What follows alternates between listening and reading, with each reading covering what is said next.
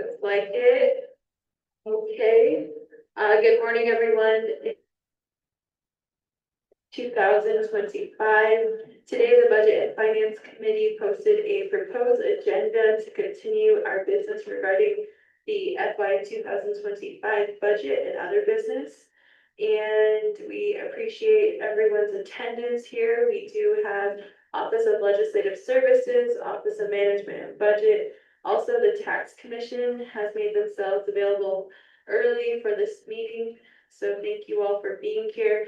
We do have 4 members of the committee, Budget and Finance Committee present. So let's call this meeting to order at 11:12 a.m. Mr. Tahi, could you call out for the official roll call? Madam Chair, members of the Budget and Finance Committee, this is roll call for the Budget and Finance Committee of the 25th Nominations Council Special Meeting for June 30th, 2025 at 10 a.m. Roll call, Honorable Shandine Parrish. Honorable Shandine Parrish is present. Honorable Carl R. Slater. Excused. Honorable Norman M. Begay. Honorable Norman M. Begay is present. Honorable Amber Kizis-Bakrati. Honorable Amber Kizis-Bakrati is present. Honorable Sharon Yazzie. Excused. Honorable Lester Siazi. Honorable Lester Siazi is present. Madam Chair, you have 4 members present, which constitutes a quorum for the special meeting. Thank you, Mr. Tahi, for taking the official roll call, and good morning to everyone who is joining us on the call this morning. Today, we are in the Navajo Nation Council chambers, and we also have a Zoom link available for virtual listening, and I believe that we're also streaming this morning. So good morning to the speaker staff. I know they're working with us today here in the chambers, so we do appreciate your attendance. As we begin today's special Budget and Finance Committee special meeting, I'd like to ask if Council Delegate Lester Yazzie can lead us in an invocation this morning.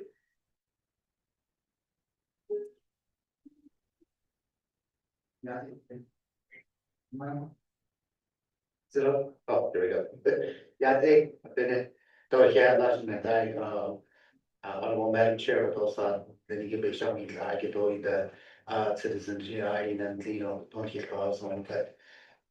Could you you go shut up to boy and you in the Argentine Hashik so non side, you don't understand the home me like the Argentine non content that says that in the Hisalado Argent it's is Bahanya been done the shit that is guitar that she wants to keys to Kodoe but citizen. The done he on the next question, so I don't hit that Kindle. I said that you would hit that last condition. I tell you, the king again. Not at all, die for toy. Let's say I say, I just he kid or I seen that I've been on the delay. The in the house, 3 ladies are really fresh educated to be paid, not like believe that she doesn't know and the whole normal she. Dark she gave that she had about 6 kids or what's it is and job by needs and not the patients about early clinic or she had a citizen the need that is the big it's the original of the thing when I son need how the yen that I think set now the day we need me or this car could not have covered yet patients and they covered over yet.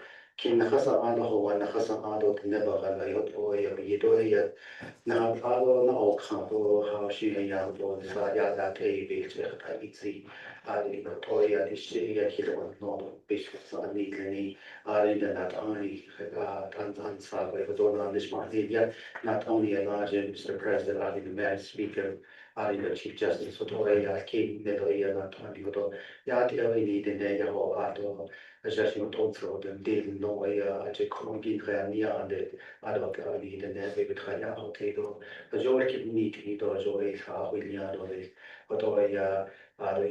this country or some leading capacities and some art or could not hit this shot or it's easy out here or needs the cases. I think the large of punch or companies are not so extremely to the behavior. Poi suddenly the beha si do binachi or journalistic or journalistic.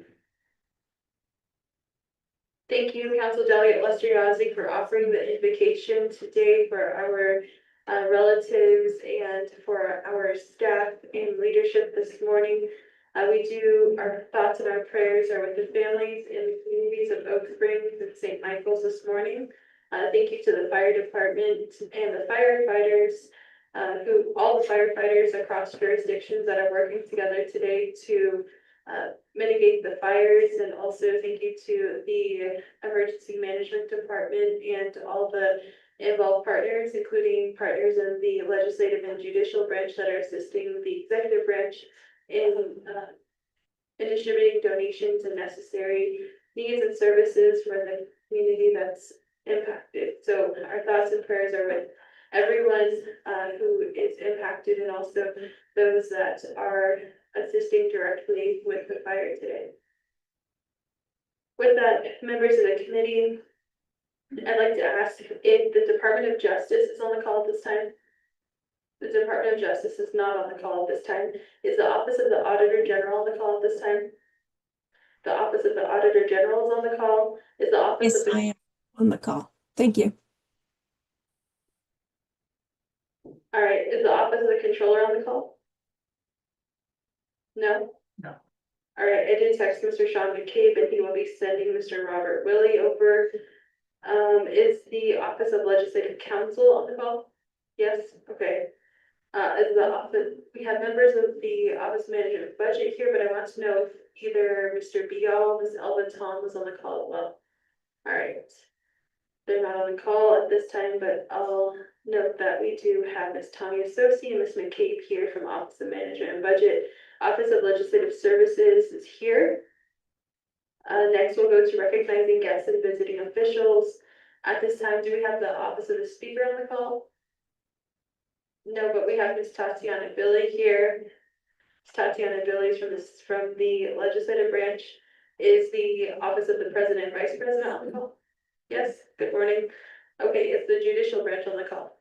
Yes, good morning. All right, we have our visiting guests here. With that, we're going to continue on with reviewing and adopting the agenda today. We do have a few budget legislations, but we also have one non-budget related legislation on the agenda as we have amended our procedures. So this time I'm going to give the floor over to Mr. Rodney Tahi to read that proposed agenda into the record. Madam Chair, members of the Budget and Finance Committee, proposed agenda reads as follows. Budget and Finance Committee, the 25th Nominations Council Special Meeting, June 30th, 2025, 10 a.m. Presiding Honorable Shandine Parrish, Chairperson, Honorable Carl Ossater, Vice Chairperson. Location Nomination Council Chamber. 1. Call meeting to order, roll call, invocation. 2. Recognizing guests and visiting officials. 3. Review and adopt the agenda. 4. New business. A. Legislation number 0144-25 and actual into Budget and Finance Committee approving and recommending the fiscal year 2026 budget for the Office of Navajo Tax Commission. B. Legislation number 0145-25 and actual relating to the Budget and Finance Committee approving and recommending the fiscal year 2026 budget for the Office of Management and Budget. C. Legislation number 0143-25 and actual relating to Budget and Finance Committee approving and recommending the fiscal year 2026 budget for the Office of the Controller.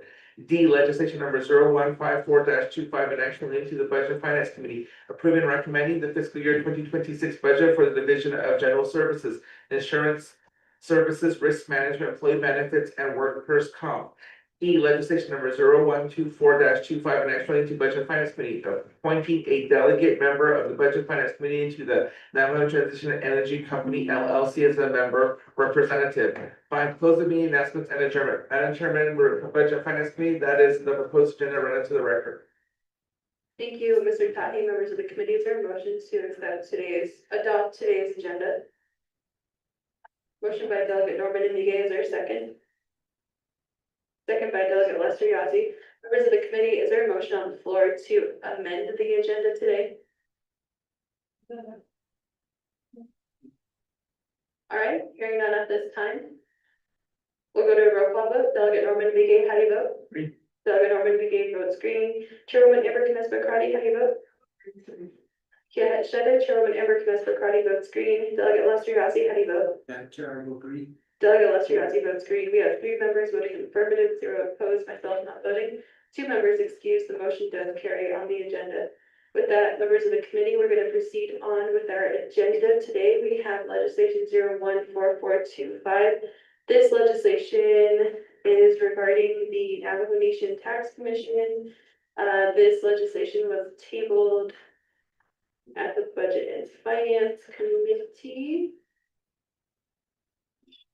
The main motion is held by Chairman Amber Knesset-Crotty, second by Delegate Sherilyn Yazzie. Members of the committee, before I entertain the motion, I just want to verify with Office of Legislative Services to see which amendments to which legislations are prepared and ready for the committee to consider. Mr. Tahi? Madam Chair, members of Budget and Finance Committee, amendments have been prepared for legislation number 0144-25, 0145-25, and legislation number 0143-25. Thank you, Mr. Tahi. With that, members of the committee, it appears that the legislations that were tabled at the Budget and Finance Committee, we have our amendments ready for those three legislation. So with that, members of the committee, is there a motion to take legislation 014425 off of the table? Motion by Chairwoman Amber Knesset-Crotty. Do you have a second? Second by Delegate Norman Indigay. All right. Members of the committee, we're going to go to roll call vote to take the legislation off the table. Chairwoman Amber Knesset-Crotty, how do you vote? Green. Chairwoman Amber Knesset-Crotty votes green. Delegate Leslie Yazzie, how do you vote? Green. Delegate Leslie Yazzie votes green. Delegate Norman Indigay votes green. We have 3 members voting affirmative, 0 opposed, 2 members excused. Myself not voting, the motion does carry. We do now have legislation 014425 in front of the committee. Members of the committee, are there any preliminary questions before we get into the amendment? All right, hearing none. Mr. Tahi, there was an amendment sent out to the committee. I'll have Mr. Tahi read that amendment out for the record, and then I'll entertain a motion in a second. Mr. Tahi, the floor is yours. Madam Chair, members of the Budget and Finance Committee, the Amendment 1 to legislation number 0144-25 reads as follows. 1. Replace current Exhibit B and E with the updated Exhibit B, total amount of $1,70,080, and Exhibit B unmet needs amount of $599,683 to reflect the committee's recommendation to the Office of Navajo Tax Commission to fully fund positions to 288 hours, which includes fringe benefits and comply with the fiscal year 2026 budget instruction manual BFAP-21-25, sections 8D1 and 6. 2. Renumber and reletter succeeding paragraph sections and exhibits as necessary and appropriate. The Office of Legislative Service, Office of Legislative Counsel are authorized to make technical edits, including recalculating totals related to this amendment and an exhibit to implement the committee's intent. This amendment supersedes inconsistent language in any other amendments, which language shall be conformed to this amendment. Madam Chair, members of the Budget Finance Committee, that's amendment number 1 running to the record. Thank you, Mr. Tahi. Members of the committee, as the committee determined, they tabled the legislation and asked the tax commission to revise their budgets to prioritize personnel. The amendment before the committee at this time prioritizes personnel, and they have moved their unmet needs into Exhibit E, as you can see in the amendment before you. Is there a motion on the floor to consider amendment number 1 to the legislation? Motion by Delegate Norman Indigay. Is there a second? Second by Delegate Leslie Yazzie. Members of the committee, are you still reviewing the amendment at this time? I'll give a few moments for the committee to prepare any questions. I know we have Office of Legislative, Office of the Speaker here, Ms. Tatiana Billy. Looks like she's pulling out her Excel. We're making a whiteboard Excel here.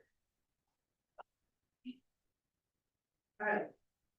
Chairwoman Amber Knesset-Crotty, the floor is yours. Yeah, Shadisha, thank you. So Shadisha, I just need some guidance for consistency. I could motion the amendment. But how do you want to move forward with unmet needs? So we're gonna have to amend the exhibit, or does the exhibit include the unmet needs? Would just be my question for clarification as we move forward. Thank you. Thank you, Chairwoman Amber Knesset-Crotty. Mr. Tahi, I will verify directly that Mr. Tahi has advised us that The amendment does include amending Exhibit E. Let me verify. Yes, Chairman, in amendment number 1, under 1, just replace current exhibits B and E. So exhibit E is updated with the new unmet needs, which include supplies and additional costs to travel. Does anyone need a hard copy of the amendment? This was, oh, okay. Well, I'll make a motion for the. We have the motion on the floor right now from Norman. Delegate Gay. Second is by, actually, Delegate Lestriozzi meant, or second motion. So I'm just on questions on amendment number 1. Okay. Chairman, you have questions on this amendment? Okay, thank you. So, we pulled up the expenditure report from May 31st. Shadisha, and you have some irregular spending habits that you did not share with the committee. So it looks like you've spent over 600% of your supply funding. And it also looks like you're moving money from your other line items. So I'd like to ask why you're spending so much on supplies. And because when I look at your supply list that we're gonna add to Exhibit E, your supply list now has been almost like triple or quadrupled. And so it does say purchasing copy machines and or repair maintenance and fee. To taxes, we'll be using different mediums for this task. So help me understand your over expenditure of supplies and your request now for purchasing new copy machines. That's my question. Thank you. Yeah, thank you, Chairwoman Amber Bacardi. I will go to the Office of Napa Tax Commission to further explain the request at this time. So Ms. Evian City, the floor is yours. Okay, good morning, Budget and Finance Committee. Thank you for your question, Honorable Crowdy. So our expenditure report, does reflect that. When we received the second half of the, continued resolution monies, it threw our budget off. We ended up in a deficit for a while. So we really had to straighten out which monies went where. We had to do a couple of budget revisions requests. And so for the supplies, I have purchased new computers and computer screens for our office. The next thing that we need to replace is going to be the copy machines. The ones we have been there for probably well over 15 years. The Xerox maintenance person who used to come out told us they don't even make replacement parts for those anymore.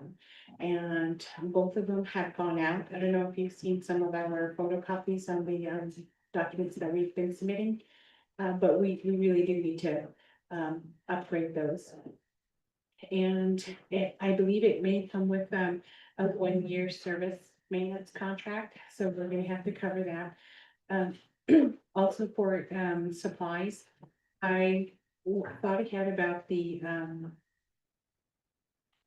increase on the tobacco tax that was going to be effective October 1st. We also are introducing the e-cigarette nicotine tax by the end of the year. I anticipate having the solar tax also being introduced.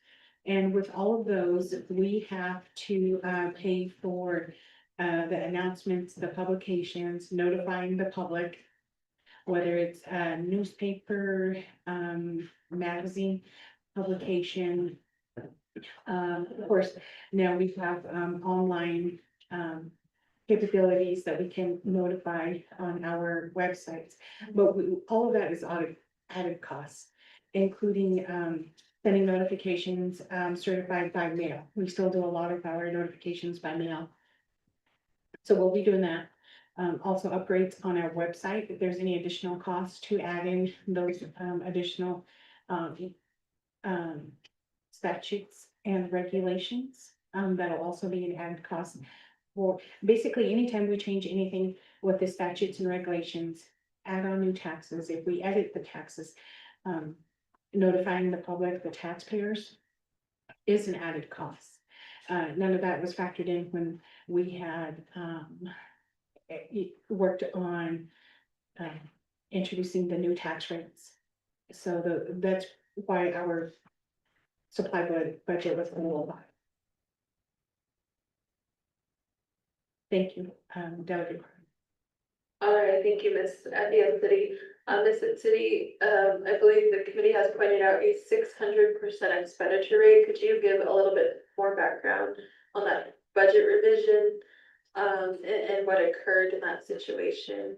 I know that it was, the difference would be between your FY 24 budget continued into a period of time and then adapting that to FY 25.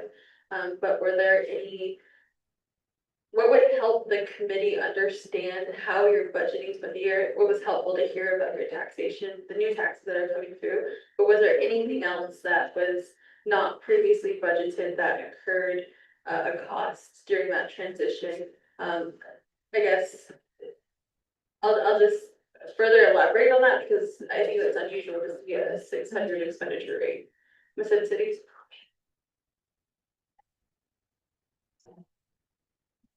The only, items that come to mind right now are the computers and the, computer screens, along with the USBs that we purchased. I believe that was about $150,000. So that was a huge chunk. And, just to note, the computers that I had replaced were like, between 8 to 10 years old. And, it's recommended you update your computers like every 40 years at least, bare minimum. So we were operating on old systems, even our, Microsoft, version we were using was like 2 versions past. We really needed some upgrades at ONTC. Thank you. All right, thank you, Ms. City. I'll go back to the committee. Chairman Everett McCarty. Yes, thank you, appreciate it. Shanisha, my concern now is it's becoming a management issue. You can't spend money you don't have.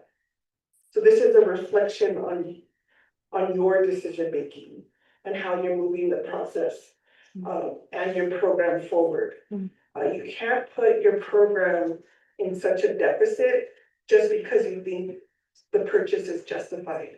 That's not how the budgeting process works. So you're really putting your office in jeopardy, in having this kind of expenditure and not having a solid plan how you are going to rectify or fix the issue. Are you gonna do a budget transfer to fix and to get your line items back into compliance? Is this a budget that you produce with your unmet needs realistic? Or next year, are we gonna see another over expenditure? Because the whole point of the budget is you have to budget for what you want and what you need. And if you don't get the funding that you need, you can't over expenditure that funding. And the reason why I'm concerned about this program in particular is you had an opportunity to put an unmet need budget request. I remember in February, Slater had asked you to develop an unmet need, and that never happened. So you have to be accountable. So that's a management issue that I just wanted to state. Ron, you think a flag this for legislative concern or a condition of appropriation? I don't know why the office is being allowed to expend funds they do not have. So something needs to tighten up if that's a procurement issue. I don't know who's fighting off all these contracts. I don't know why OMB and the controller are allowing it. But we need to figure out what's happening so that it doesn't continue. Thank you, Chairwoman Amber Karate. I do concur with the challenges either in the Department of Justice or the Office of Management and Budget that are allowing these contracts to continue. Because the Office of Management and Budget should be monitoring how much are in the balances of our programs. And if the purchase goes through a 164 process, somebody at Office of the Controller, Office of Management and Budget, Department of Justice, they're all okaying these costs to incur, even though there may not be money in an account.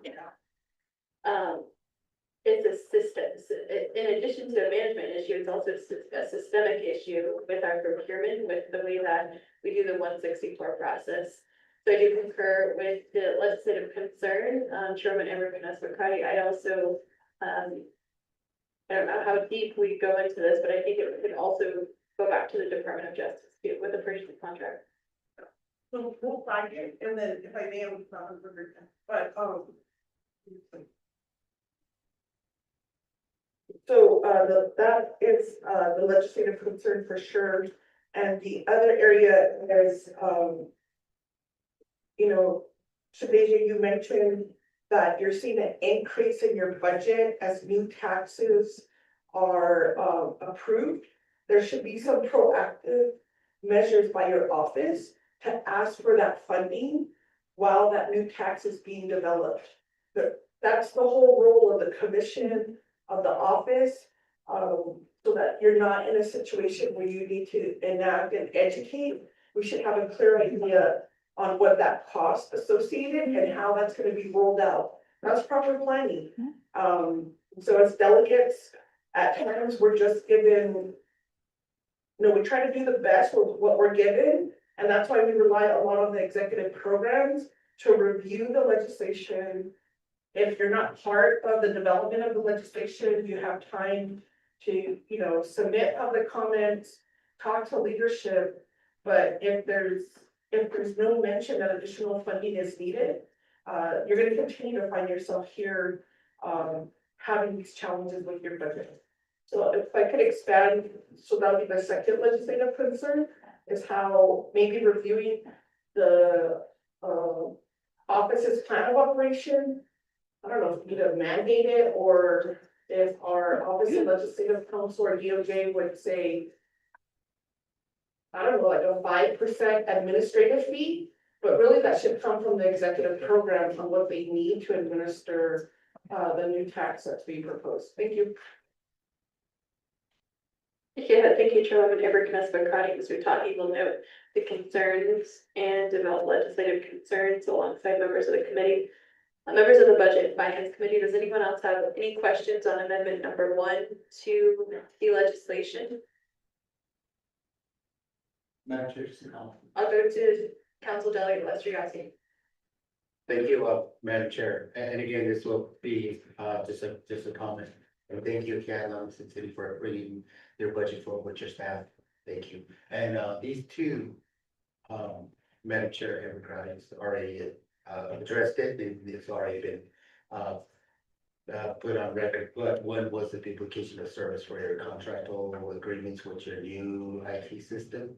I just figured, I didn't read the top part, but the bottom part says repairs and services. I thought you were duplicating your budgets, but that you verified that. And then just an appreciation that you brought on 3 additional personnel that could start bringing or looking into bringing revenue to our nation. So ADL, and then she's already addressed the personnel as well. So ADL just offered you comments. Madam Chair, thank you. Thank you, Council Delegate Lester Yasi. Members of the committee, are there any other questions for the Tax Commission office at this time? All right, hearing none, members of the committee, we do have a motion and a second on amendment number 1 regarding revisions to the exhibits. Hearing no further questions, we'll go to roll call vote on amendment number 1. Delegate Norman Begay, how do you vote? Delegate Norman Begay votes green. Chairwoman Everett McCarty, how do you vote? I'll vote red. Chairwoman Everett McCarty votes red, and Council Delegate Lester Yasi, how do you vote? Council Delegate Lester Yasi votes green. We have 2 members voting affirmative, 1 opposed. Myself not voting, 2 members excused. The motion does carry on amendment number 1. Members of the committee, we're back to the main motion on legislation 014425 as the main motion. Are there any other questions on legislation 014425? Okay, hearing no further questions on the legislation, this is final authority of the Budget and Finance Committee. There's no desire for a second reading, so I'll go to a roll call vote on legislation 014425 as amended. Chairwoman Amber Kness-McCarty, how do you vote? All right. Chairwoman Amber Kness-McCarty votes red. Council Delegate Leslie Yazzie, how do you vote? Council Delegate Leslie Yazzie votes green. And Delegate Norman Begay votes green. We have 2 members voting on affirmative, 0 opposed. Sorry, there's 1 opposed, 2 in favor, 2 excused, myself not voting, the motion does carry. On legislation 014425, thank you, Visit City, thank you to the Office of the Tax Commission for your presence here this morning. And next, the next legislation on our agenda today is legislation 014525. I am the sponsor, but we also have Council Delegate Lester Yazzie here as a co-sponsor. Office of Management and Budget, I do not see, is Richard all here? Oh, Miss Elva Tom's here, okay. OOC is all pointing at Miss Tom. We have Lydell and Rob Willie here pointing at Miss Tom. Okay, if anyone will have any questions for Miss Tom's budget, we do have the amendments for this legislation. So as Miss Tom's making her way up, Mr. Tahi, did you read the title into the record? Or sorry, actually, you've already done that. This legislation was tabled by the Budget and Finance Committee. There's a main motion and a second. Members of the committee. Oh shoot, I'm getting ahead of myself. Okay, this legislation 014525 was tabled by the committee. Is there a motion to take the legislation off the table? Motion by Chairwoman Amber Kness-McCarty to take the legislation off of the table. Is there a second to the motion? Second by Delegate Norman Begay. Members of the committee, I'm going to go to roll call vote to take the legislation off of the table. We have Delegate Norman Begay votes green. Chairwoman Amber Kness-McCarty. Chairman Amber Kness-McCarty votes green, and Council Delegate Lester Yazzie, how do you vote? Council Delegate Lester Yazzie votes green. We have 3 members voting in affirmative, 0 opposed, 2 members excused, myself not voting. The motion does carry to take legislation 014525 off the table. Members of the committee, are there any preliminary questions before we get into the amendment? All right, hearing none at this time. Mr. Taki, could you read that amendment into the record, and then the committee can consider motion second. Mr. Taki, the floor is yours. Madam Chair, members of Budget and Finance Committee, this is amendment number 1, legislation number 0145-25.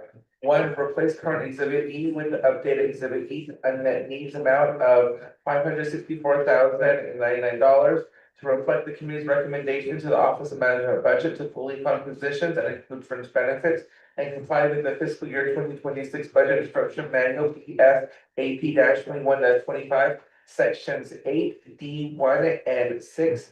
To renumber and reletter succeeding paragraphs, sections, and exhibits as necessary and appropriate. The Office of Legislative Service, off the Legislative Council are authorized to make technical edits, including recalculating totals related to this amendment and an exhibit to implement the committee's intent. This amendment supersedes inconsistent language and any other amendments which language shall be conformed to this amendment. Madam Chair, members of the Budget and Finance Committee, that's number 1 read into the record. Thank you, Mr. Taki. Members of the committee, you have amendment 1 before you. Is there a motion to amendment number 1?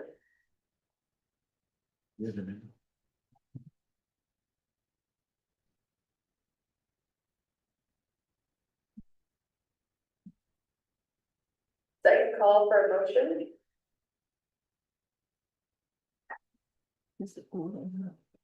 Motion, well, everybody's hands can, okay. I'll recognize Delegate Norman Begay, please. You beat everyone today. So Delegate Norman Begay holds the motion. Is there a second? Second is by Delegate Lester Yazzie. Members of the committee, are there any questions?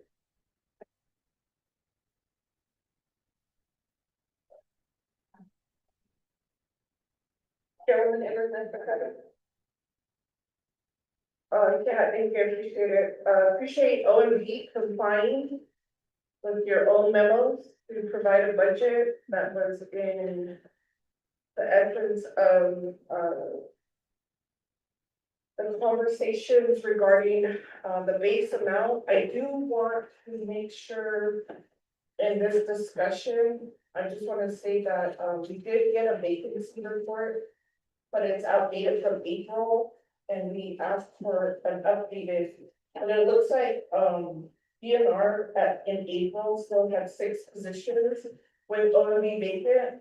And so as your oversight, I would wanna see what kind of planning will take place on how you're going to review those vacancies and consider if they're still gonna be active moving forward, because that does impact your unmet need. I just don't want to go into an unmet need situation where the programs are asking for to fill your vacancies and you have no plan. I'm not sure if, so I would just want a supplemental is to see if these possible vacancies, like what's their plan moving forward. Page 3 of 8, I believe. So there's 1, 2, 3, 4. I would just want to see that plan in the future, so you know, since we're approving or recommending an unmet need budget. Make that happen. Thank you. We will go to the Office of Management and Budget to respond to questions by the committee. Mr. Beyond this time.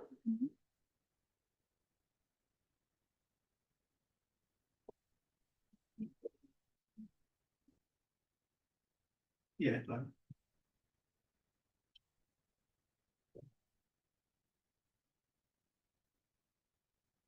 Good morning, members of the Budget and Finance Committee and everybody else who's here. The Delegate Crotty is asking about our vacant positions. First part of our question is current vacant positions. So let me speak to that first. For a number of months, definitely this fiscal year and even going into last fiscal year, we've had a number of vacancies ranging from 4 to 6. Primarily, they're in the contracts and grants section. Senior contract analyst is the name of the positions. And all I can say about it is I don't understand why necessarily they're advertised. Sometimes we'll get referrals.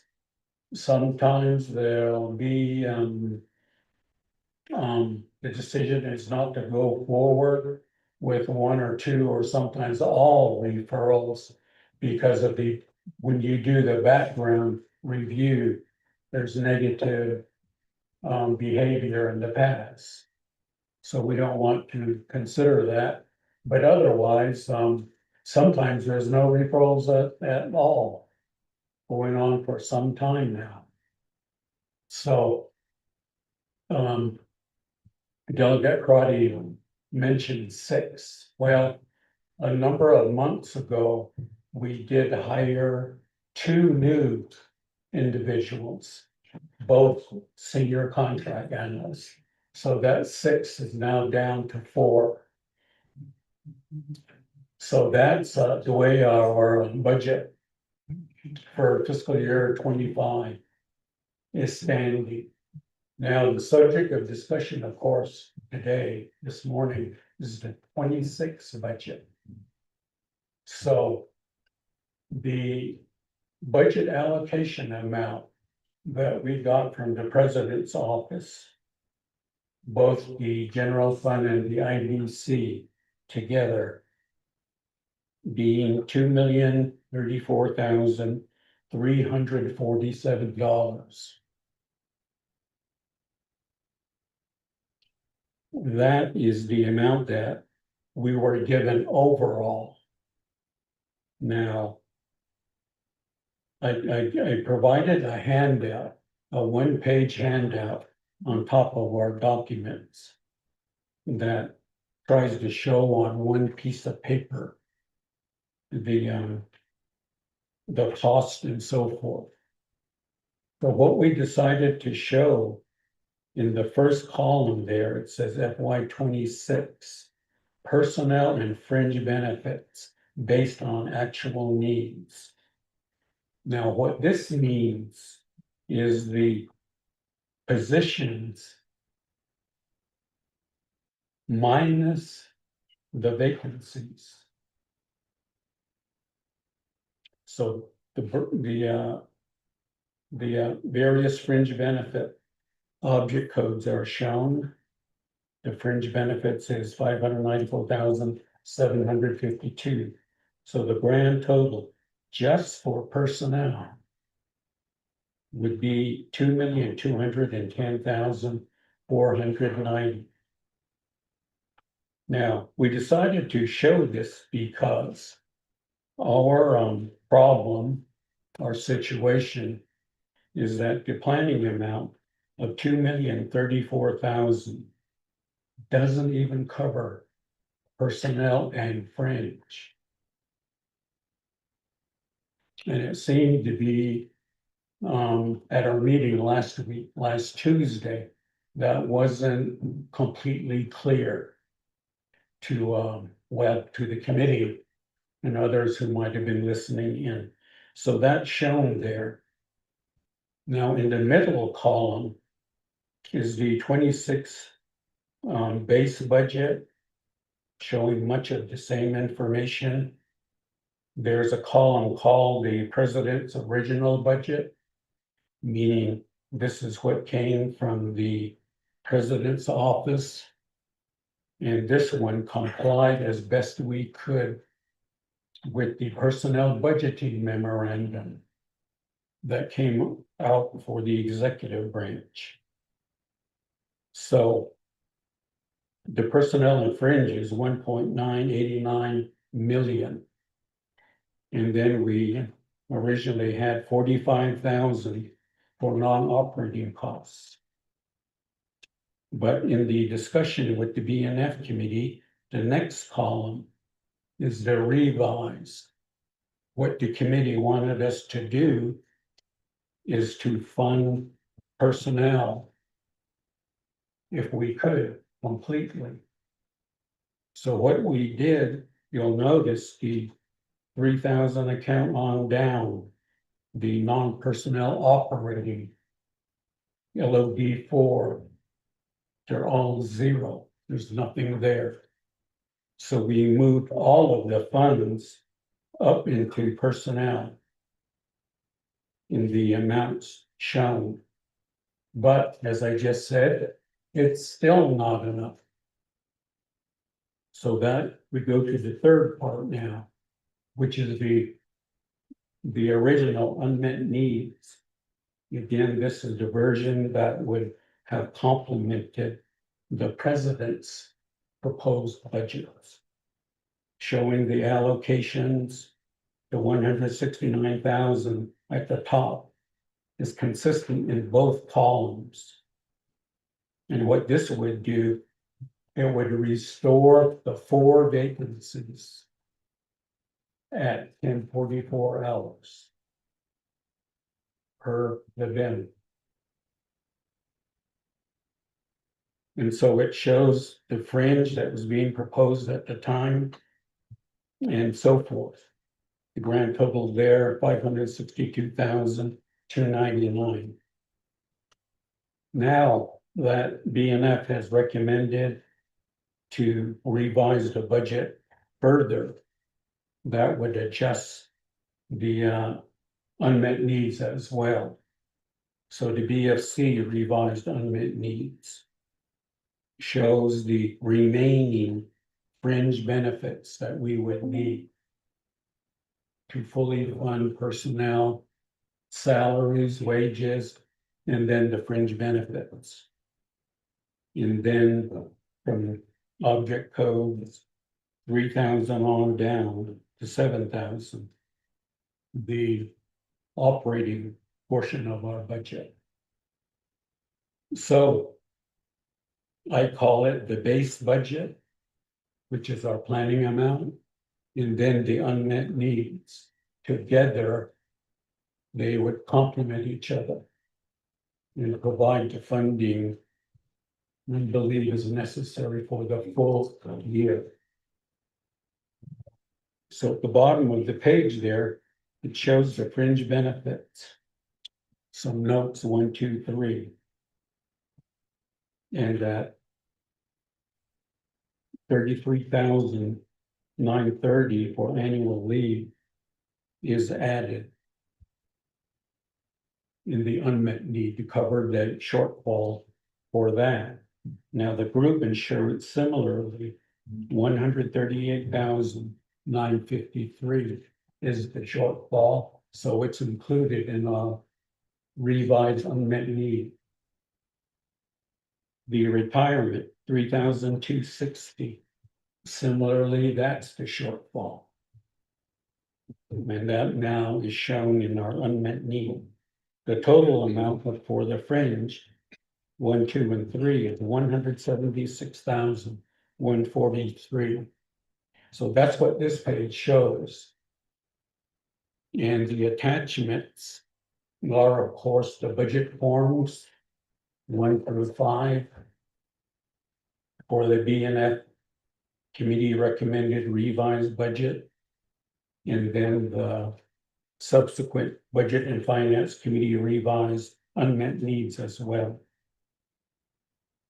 So with that background, you'll see how we had to work with our budget in order to accommodate everything as best we could with the available funding per our allocation.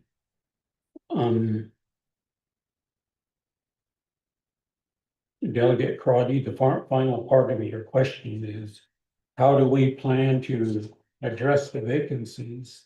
Should they be refunded again in the 26 budget?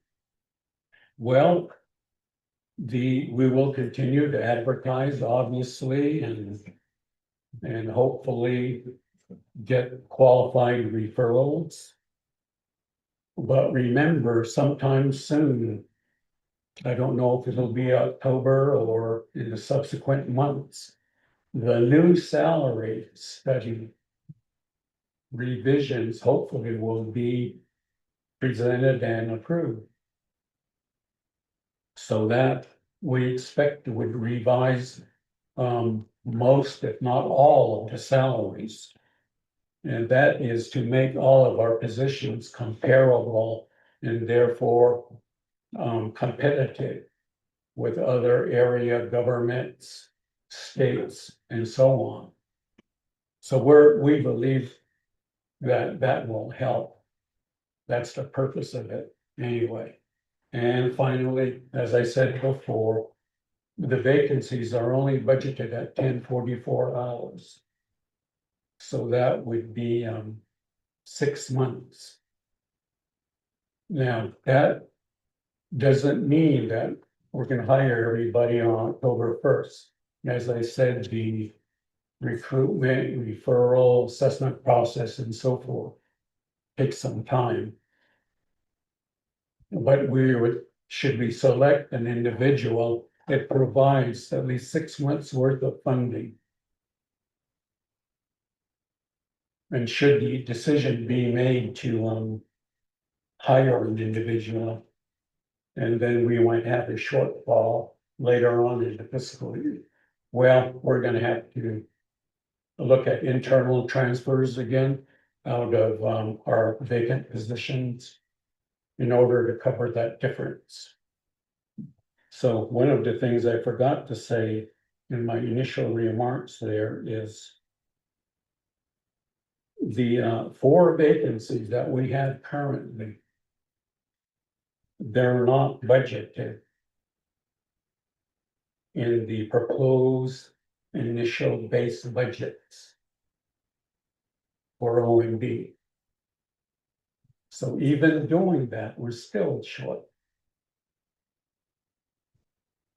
So, Madam Chair, committee members, that's my answer, response, and overview to Delegate Crotty. Thank you. Thank you, Mr. Bial, for your responses. I'm gonna go back to the committee to see if they have any questions.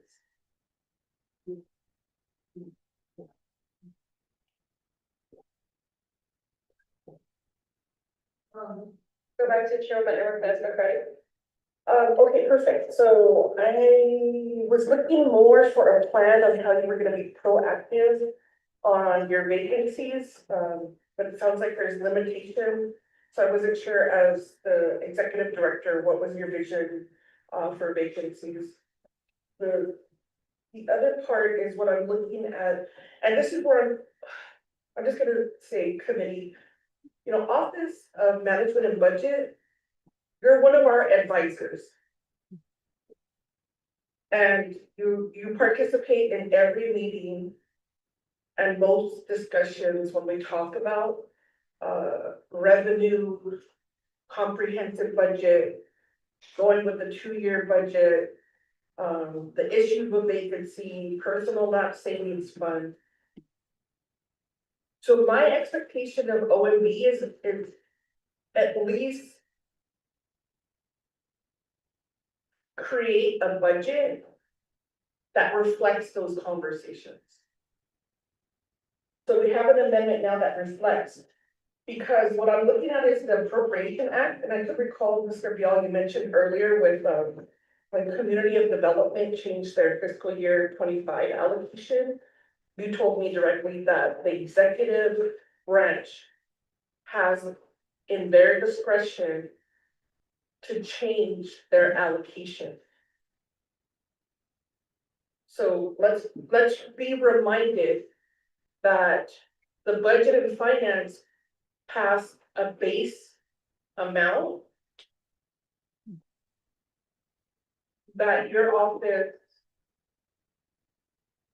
based on your expenditures. So there shouldn't be such a high amount in unmet needs. But the reason why there's a high amount request for unmet needs is the Office of President and Vice President did not properly allocate to executive programs. I could just go back and this is easily someone from over there who makes 6 figures, easily could have looked at what's the total personnel budget by branch. And I think as division directors and program managers, this is the very minimum amount of information that you would need to budget. When I go back to this report, and it's as of April 8th, clearly here on page 5 of 6, it says just to cover your personnel costs, you would need $2,224,419. So someone in the Office of President and Vice President on how they allocated the money, because as you stated, it's at their discretion. It was at their discretion to underfund your program. So let's be clear. That's why we're having this visual. Because you could see for the Office of Management and Budget, you received your same allocation of fiscal year 24 based on your closeout, but you mentioned you hired more individuals. But if you look at the executive offices, and we won't see their budget until Wednesday, they gave themselves an increase of about $3 million. So it goes back to leadership, it goes back to management, and how are they putting together this allocation for executive programs? So committee members, why I bring this up? Because if Office of Management and Budget is one of our advisors, and they were not allocated a fund to at least cover their total personnel who are currently hired, I can no longer rely on the Office of the President and Vice President to provide that base amount to programs. So I want to ask for our legislative council, I'm looking at the appropriation. I would say, colleagues, as we move forward to a 2-year budget, that we use the data from DHR to fully fund those positions as a mandatory budget. Because you cannot hire someone, sign into a contract, and then shortchange them in the budget process. And we'll see what this extra $3 million is for. But I would rather see budgets, we all know, unless someone wants to defund personnel, that's at your discretion, I will never support that, even if I think the person shouldn't be there, there's a process, there's a procedure. And so that's really at the bare minimum, you should have got 2.2 million. Now, what I would like to see is when you pull together your operations, what are you looking at to create your unmet need? Are you looking at data? Are you just looking at your past budget? Because what I would like to see maybe across the board is, could we come up with some type of formula, an algorithm that would say, based on X amount of personnel using general funds, you would need X amount of general funds for operation. And something that I would like to see in the future for OMB, and we had talked about it, and again, I don't know how the IDC is reallocated. Budget and finance are not part of those decisions. I know that we approve it in the bin, and I'm gonna push back. Because if you're supposed to be fully funded by IDC funding, then that's the budget we should be looking for. How do we get you fully funded under IDC so that you can complete your task per your plan of operation? And you're not a program that has to sit before a committee, or I don't even know what you do under executive, how they have their whole budget. I'm reading the memos. You know, like you have, like they're asking you make sure Dustin signs all the budget forms. I'm not gonna even ask for that. Because what I wanna see is decision-making that's based on some data and how we could look to the future. So, and looking at personnel, we're gonna do GWA in the future, salary adjustments. You should have enough data in your past budgets to be able to propose that. And I think that will fix a lot of this budget transferring and moving around. So that we could start looking at receipts on how programs spend their dollars instead of spending so much time in this budget process now on just giving you funding to operate for the next fiscal year. We gotta move forward. And we have a pretty aggressive federal administration. We have to get pretty aggressive on spending down those dollars. And we need OMB's insight and expertise to help the committee move forward. That's what I see an advisor for. It's not that we always agree, but bring in that subject matter expertise and provide a comment. Because the last thing I'm gonna mention is, Nigel sent us a memo, council a memo. And he mentioned the 164 process. So I sponsored the 164 in 2023, because I believe there should be reviews of these documents. We're seeing people, you know, pay to play, we're seeing all of this stuff when it comes to procurement. And I hope that you're reviewing that 5-day legislation because it impacts OMB and your review of documents going through 164. And I've been waiting 2.5 years for there to be some, okay, let's move forward with this language. So I'm just moving it forward and I'm open to an amendment. But I also think that's an executive function that nobody's monitoring those 164 documents. And now that nobody's monitoring, they're asking council to consider waiving the whole process, which we did under Russell McGay in 2018.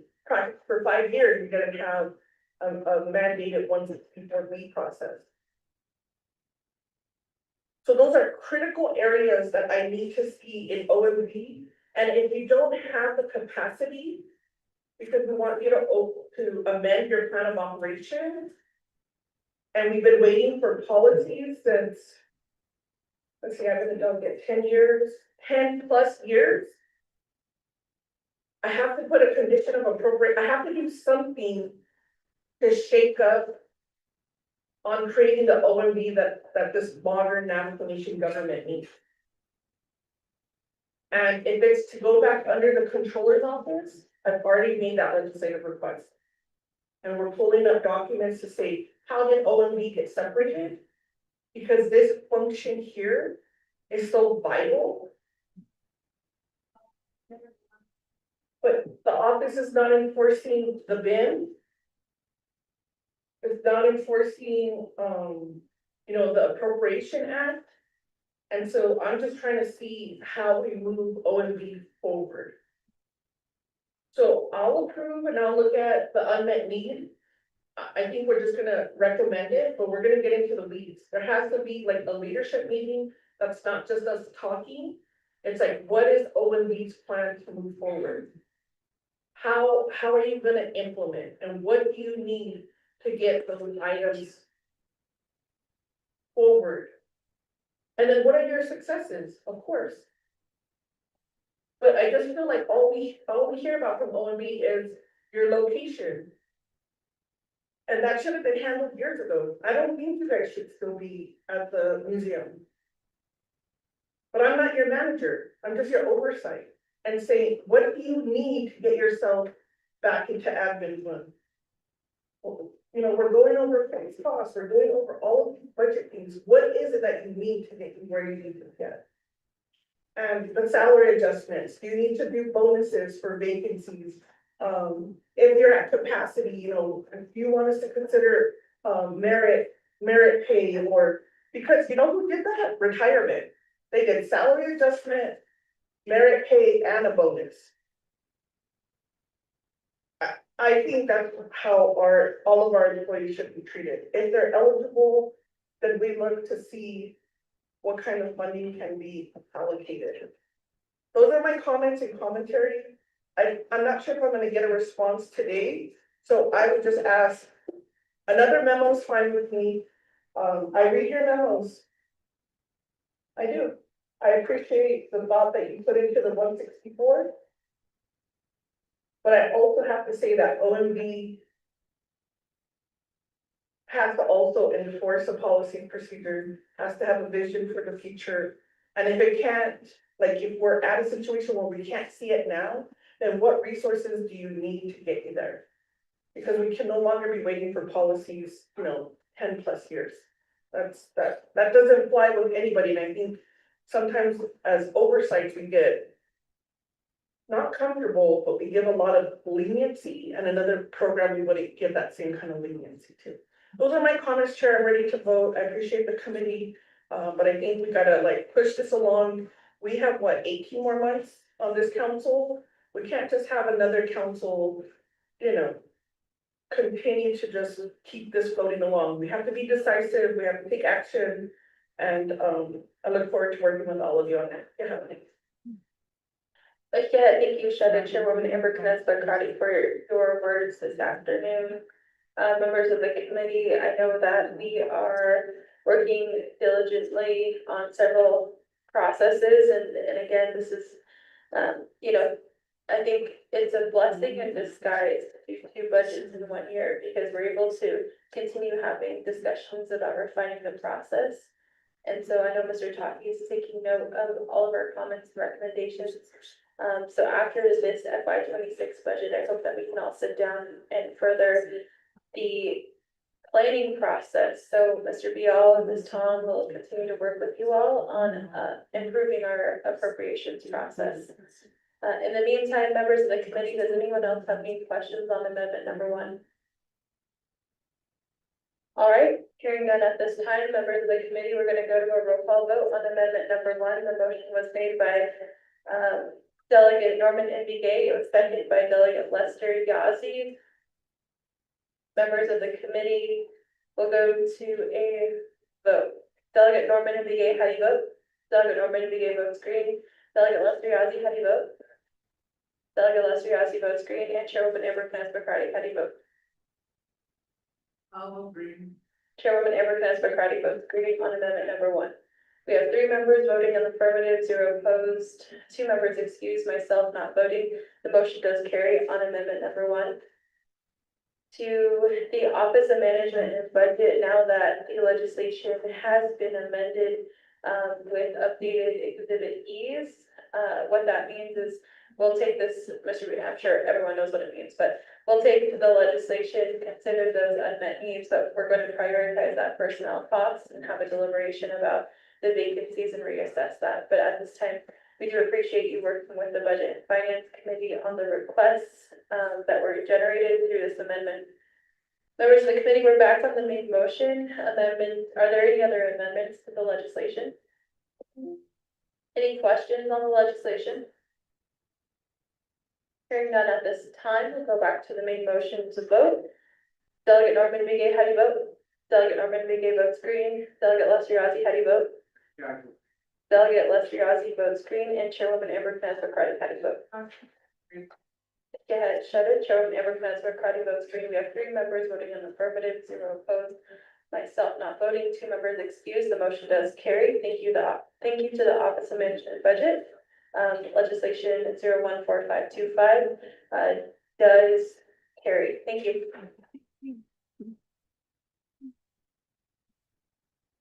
Okay, members of the committee, we are on legislation 014325. This is the legislation for the Office of the Controller. We do have Mr. Rod Willie stepping in today and Mr. Lydell Davis as well here in the council chambers.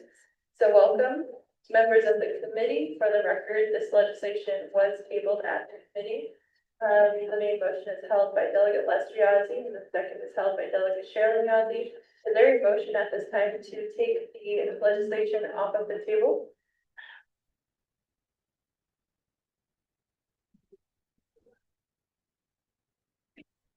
Motion by Delegate Norman Begay. Is there a second? Second by Delegate Lester Yazzie. All right. Members of the committee will go to a vote on the legislation. All right, Delegate Norman Begay, or sorry, not a vote on the legislation, a vote to take the legislation off the table. Delegate Norman Begay has to vote. Delegate Norman Begay votes green. Delegate Lester Yazzie has to vote. Delegate Lester Yazzie votes green, and Chairwoman Amber Cranes Bacardi has to vote.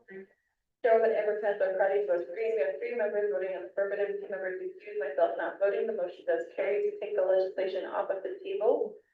Members of the committee, we do have the Office of the Controller in front of us. Does anyone have any preliminary questions? Seeing none at this time, we'll go to Mr. Rodney Topping to read amendment number 1 into the record. Madam Chair, members of the Budget and Finance Committee, this is amendment number 1 to legislation number 0143-25. The amendment reads as follows. 1, replace current exhibit A through C and E with the updated exhibit A through C and E to reflect the committee's recommendation to the Office of the Controller's budget binder as it relates to funded positions, fringe benefits, and unmet needs, which complies with the fiscal year 2026 budget instructional manual BFAP 21-25 sections 8D1 and 6 to renumber and reletter existing paragraphs, sections, and exhibits as necessary and appropriate. The Office of Legislative Counsel, Legislative Services are authorized to make technical edits, including recalculating totals related to this amendment and exhibits to implement the committee's intent. This amendment supersedes inconsistent language, any other amendments, which language shall conform to this amendment. Madam Chair, members of the Budget and Finance Committee, that is amendment number 1 read into the record. All right, thank you, Mr. Topping, for reading amendment number 1 into the record. Members of the committee, is there a motion on the floor for amendment number 1? Motion by Delegate Lester Yazzie, is there a second? Second by Delegate Norman Begay on amendment number 1. Amendment 1, motion, Lester Yazzie, second, Norman Begay. All right. Members of the committee, you have the amendment before you. Are there any questions? I go to Chairwoman Amber Cranes Bacardi. Yes, so Chair, I do have a question. Down realizing, like with OMB, they weren't clear on, personnel costs and asking the committee to do anything beyond the amendment. So I'm looking at exhibit E for the controller's office. And exhibit E does say, like, from this specifically, what do you need for your current personnel? And my second question would be, legislative council, I'm assuming you're then is this something that I could amend to put in exhibit C? Because it does say explanation of oversight committee recommended changes for the fiscal year general fund budget, increase or decrease amount. I just need clarification between what's being asked of exhibit E and if exhibit C, at this point in our budget, if we can increase budgets, you know how we're constrained? So I just need to know what we can do with exhibit C. If not, I'll continue with exhibit E, but I wanna make sure that from this exhibit, they're not, I cannot tell which ones are current positions that they need to fund.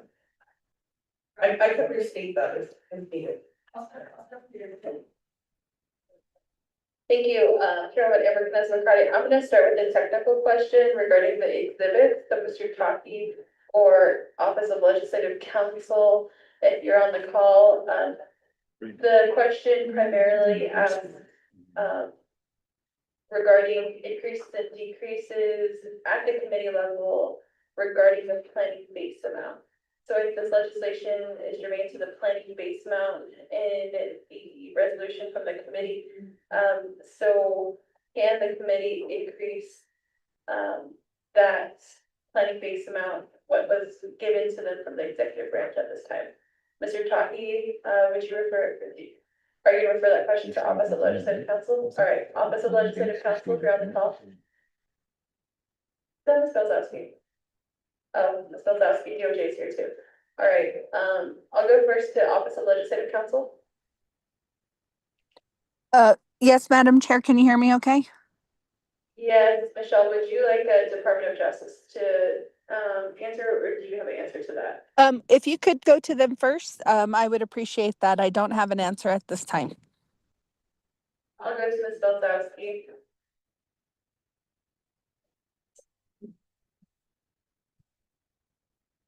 Thank you, Chair. And I apologize, I didn't hear the entirety of the question, if I could get it repeated. Okay, I'm just gonna go ask them for them. Okay. Okay, Thank you. Ms. Belzowski, we appreciate you being here. We just need legal counsel present listening to our discussion today. Whether it's OLC or DOJ, it's pertinent to the process. This is a live legislation. I'll go to Mr. Rob Willie, Mr. Davis here today to talk a little bit more about your approach and questions posed by the committee. Mr. Willie? Thank you, Madam Chair, and the members of the Budget and Finance Committee. So in relation to the budgets and the planning allocations, we did stay within what the allocations were. I know that there were vacancies within some of our budgets.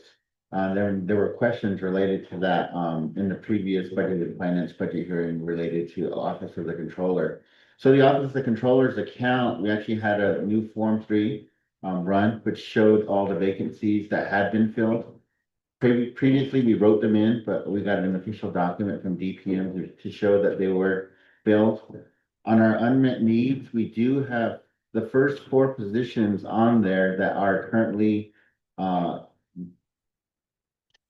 advertised at this time, and they're in process possibly of being hired. So those first 4, we're anticipating people to be occupying those before the end of the year. The rest of them are needing to be advertised. So that's the approach that we took within each one of our business units, purchasing, Office of the Controller, and property. Hopefully that answers your questions, but Mr. Davis and I are here to help answer those questions if needed. Thank you. Okay, thank you, Mr. Rob Willie. I don't know if you expended too much on your unmet needs. Do you need to spend on your unmet needs request? All right, I'll go back to Chairman Everett McCarty. Okay, so let me clarify. My question is, from your unmet needs exhibit C, how much of this is for current employees that are hired as of today? There, the first four on the personnel are in process, but we don't have anybody on the unmet needs that is occupying those, but so they're all vacant right now. There's four of them that are currently being advertised or in process, so in answer to your question, none. For the record, Office of the Controller's budget is being proposed at this time, your vacancies are in your unmet needs. And then you budgeted in your base budget for everyone who's hired at Office of the Controller. Correct. Alright. Members of the committee, does anyone else have any questions? I'll go back to Chairwoman Deborah Smith-McCarty. I guess I gotta make my statement, right? So, you were allocated just a little bit more Office of the Controller number 5. Maybe about like, I don't know, 50,000, maybe $60,000 more. But, in your personnel, and it goes back to decision making for the executive, I'm assuming it's Office of President, Vice President. It looks like you would need, or at least the Office of the Controller, the office, you would need, 6,445,000. And this year, it looks like they allocated through your budget, 6,057,118. I just need to verify, because that looks like the Office of the Controller program itself was not even budgeted enough money to cover your personnel, which you used last year.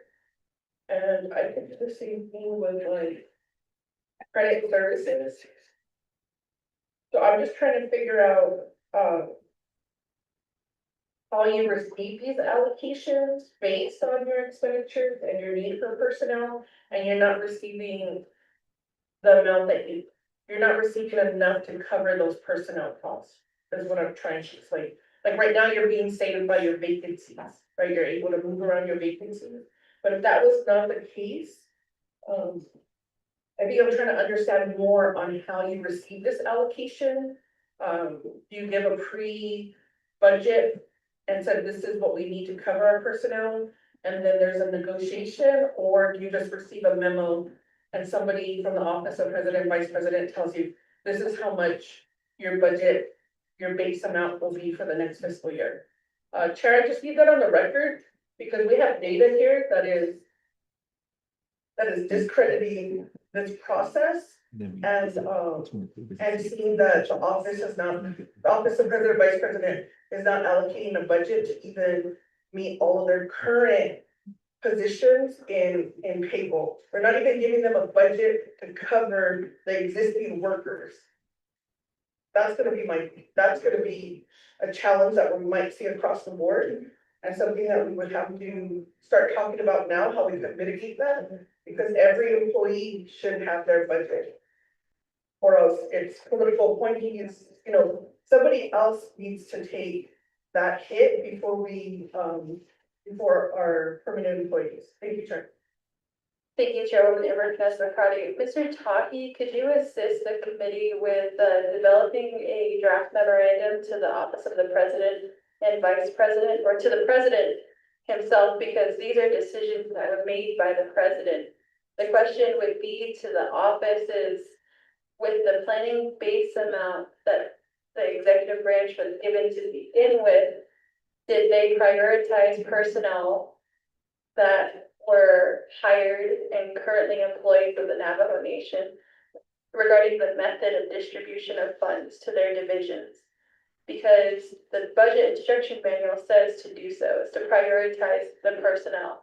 So if the branch chief is not listening to the budget instruction manual on how to distribute those funds to the divisions and the departments, he's clearly violating a resolution from the council, clearly violating and robbing Navajo Nation employees from their dollars, fringe benefit rates, and other benefits are being utilized in other places. So we as the committee have exercised and expressed our concerns with how these dollars are being budgeted. It's not allocated yet, but how you budget your money, it reflects where the priorities are for the nation. If the president is choosing by discretion, I suppose, I don't know exactly where the discretion of the president is in Title 12 and not prioritizing the Navajo Nation employees, that should be known by the Navajo people. The Navajo people need to know how their money is being budgeted and given the responsibility to the president to give that money to its divisions and departments for direct services. We just received a report about how many vacancies there are at the president's office, how many positions there are at the president's office. There's 48 positions in the president's office. 48, that means that it's bigger than the Division of Economic Development. It's bigger than a lot of these divisions, and he claims that he delivers direct services. But he leaves the Office of the Controller, Office of Management and Budget out to dry.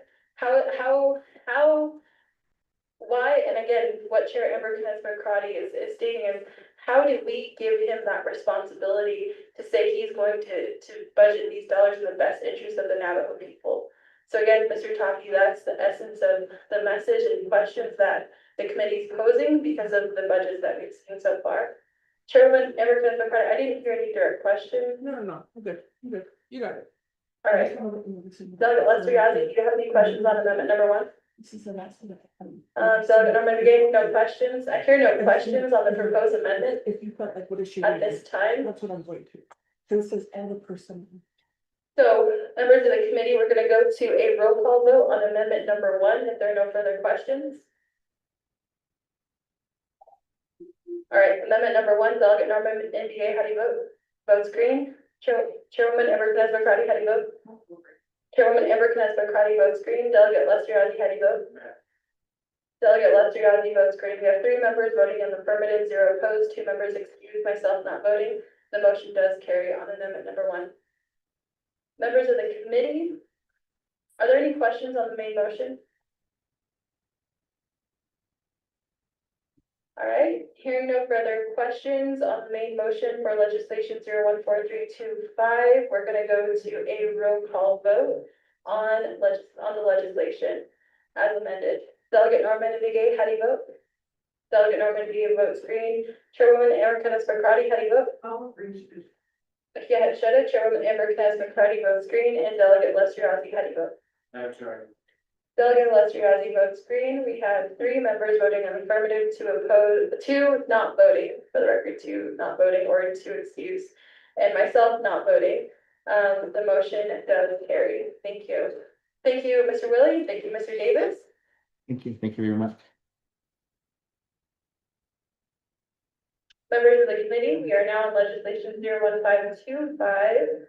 This legislation is regarding the insurance services, risk management, and employee benefits. This is the first time the legislation will be heard by the Budget and Finance Committee. So we do have the deputy director here from the Division of General Services. Welcome. We'll welcome them up to the presenter stand. So I just gotta figure that. Or we might just take it Mr. up. Tati, could you read the Thank you, Rob. legislation into the record if it hasn't been electronically? Vacant fund salary adjustments, merit Madam pay. Chairman, the budget and finance committee have legislation summary sheet for tracking number 0145-25, date June 20th, 2025, has a resolution and action relating to the budget and finance committee. Approving and recommending that the fiscal year 2026 budget for the division of the general services, insurance services, risk management, employee benefits, and workers' comp. The purpose of this resolution is to propose fiscal year 2026 budget for the Division of General Services, Insurance Services, Risk Management, Employee Benefits, and Workers' Comp. Budget Finance Committee has final authority of this legislation to be read into the record in its entirety. Per Nomination Council Rules of Order, Rule 9, legislation has been read into the record by electronic voice recording. Thank you, Mr. Tati, for reading the title into the record. Members of the committee, is there a motion on this legislation today? Motion by Delegate Norman McGee. Do we have a second? Second by Delegate Lester Yazzie. Members of the committee, would you all like a presentation on legislation 015-15425. I'll turn the floor over to the Deputy Director of the Division of General, oh, sorry, before we get to the deputy, we're gonna go to Office of Management and Budget for their budget report. And then we'll go over to the Deputy Director. So Ms. Elva Tom, the floor is yours. Yes, good morning, Chair Parrish and members of the Budget and Finance Committee. For the record, my name is Alva R. Tom, Budget Officer for the Office of Management and Budget. And I'm here with one of my colleagues, Encita. Like, she can introduce herself. Good afternoon, Chair, members of the committee. My name is Encita Largo with Office of Management and Budget, Management and Policy Section. Okay, so what we're gonna do is go over our presentation for the Division of General Services Insurance Program. And there was a slide PowerPoint that was provided to our team, and hopefully Mr. Tardy passed it out. Yeah, okay, good. What we have is we'll be looking at the budget summary for FY 2026, the second quarter budget status report, and then the performance assessment, and then the plan of operation, and then the last, conditions of appropriation and legislative concern report. So under the budget summary for FY 2026, we do have Division of General Services Insurance Program under the business unit 112003 Insurance Service Department.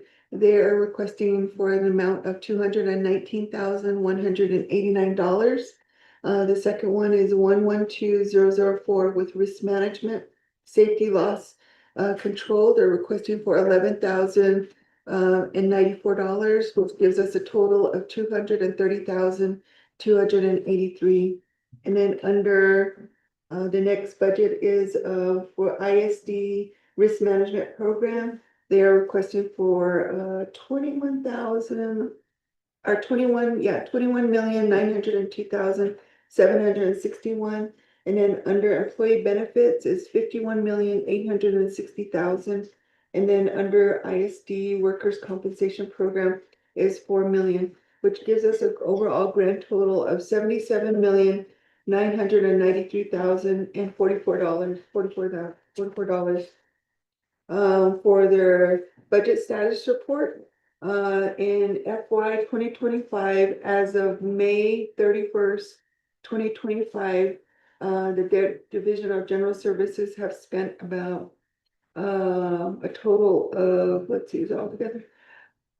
Insurance Service Department, they have a balance of $156,306.91. Risk Management Safety Loss, they have a balance of $4,154.06. So they have expended a balance of $160,460.97. That's their balance, I mean. Yeah. And right now they're under the proprietary fund. They have spent about, or they have a balance of $45,506,950.38. And that covers risk management, employee benefits, and workers' comp. And then under the performance, I'll go ahead and give it over to Encita. Okay, going on to C, the tab C for the second quarter program performance assessment report for 5 business unit. For the second quarter, the average is 3.68, and there's a range scores down below. Going on to D is the second quarter plans of operation status report for the insurance services under Division of General Services. Their plan of operations are all up to date. And then E, the condition of appropriation and legislative concerns. The legislative concern that's listed is for all division, department, and programs, and DGS did not respond for the second quarter, but it's an ongoing status because it's due until third quarter. That completes OMB's report, Chair. Thank you. All right, thank you, Office of Management and Budget, for your report today. Members of the committee, do you have any questions for the Office of Management and Budget?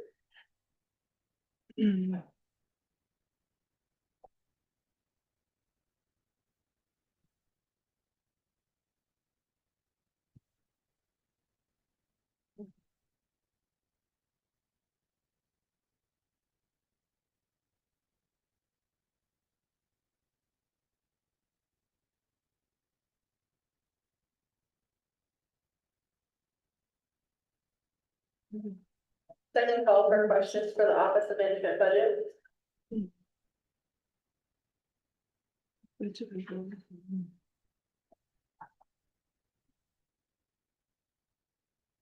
Okay, if there's none at this time, I know Office Management Budget will stick around in case anyone has any questions. All right, members of the committee, let's go to the presentation from the Division of General Services regarding their proposed budgets.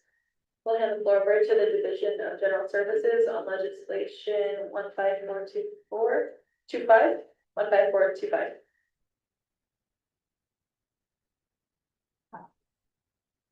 Good afternoon. My name is Mark Guzziazzi. I'm the Deputy Division Director of General Services. And I'll go ahead and start. We did submit our binders to Rodney. So I do hope you guys get a copy. Right now, I'll go ahead and start off with the first budget. The first budget is 112003. This is Insurance Services Department. I'm only going to read budget form 1. So here in part 2, general funds, fiscal year term 10/1/25 and 9/30/26.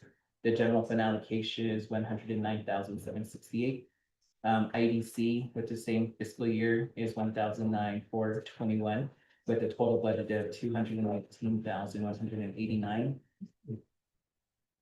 You move on. I have 8 calls, but that's not easy. Hold on. Mr. Toppy, this is a digital binder, is that correct? Mr. Toppy, could you, let the committee know what time you sent that out? 1 second, Mr. Yazzie, let's pull up the binders. I was looking at the legislation. Mr. Toppy, could you just, forward that back out to the committee so it's at the top of their inboxes? Madam Chair, members of Budget and Finance Committee, the digital binder was sent out on, I believe it was June 23rd or 24th. Mr. Moses reconfirming the date and the time that it was sent out. In addition, I believe that the the actual binder still left at Hess, as Hess is also meeting today too. So I'm gonna send it over, someone to go pick it up. Just email it so that it's on the top of our inboxes, that's fine.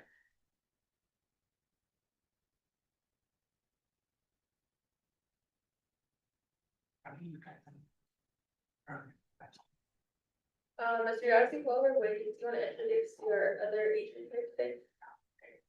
I do have my team here. My assistant is Jessica Lee. She is monitoring the budgets with me as well as the entire general services. I also have my insurance team here. I do have Kimberly Bitsilli with Workers' Comp. She is the program supervisor. Next to Ms. Bitsilli, I do have Dorothy Dedman. She is also risk management delegated manager. I do have next to Ms. Dedman is Roxy June. She is the ISD department manager for the insurance services department. I also have Wilfred Keto in the back. He is the safety loss control supervisor. And next to Keto is Miss Yolanda Chicharello. She is the employee benefits supervisor. So I do have the insurance team here as well. All right, thank you. Mr. Tahi and Mr. Mose, did that get sent out? All right, everyone, that should be at the top of your inboxes.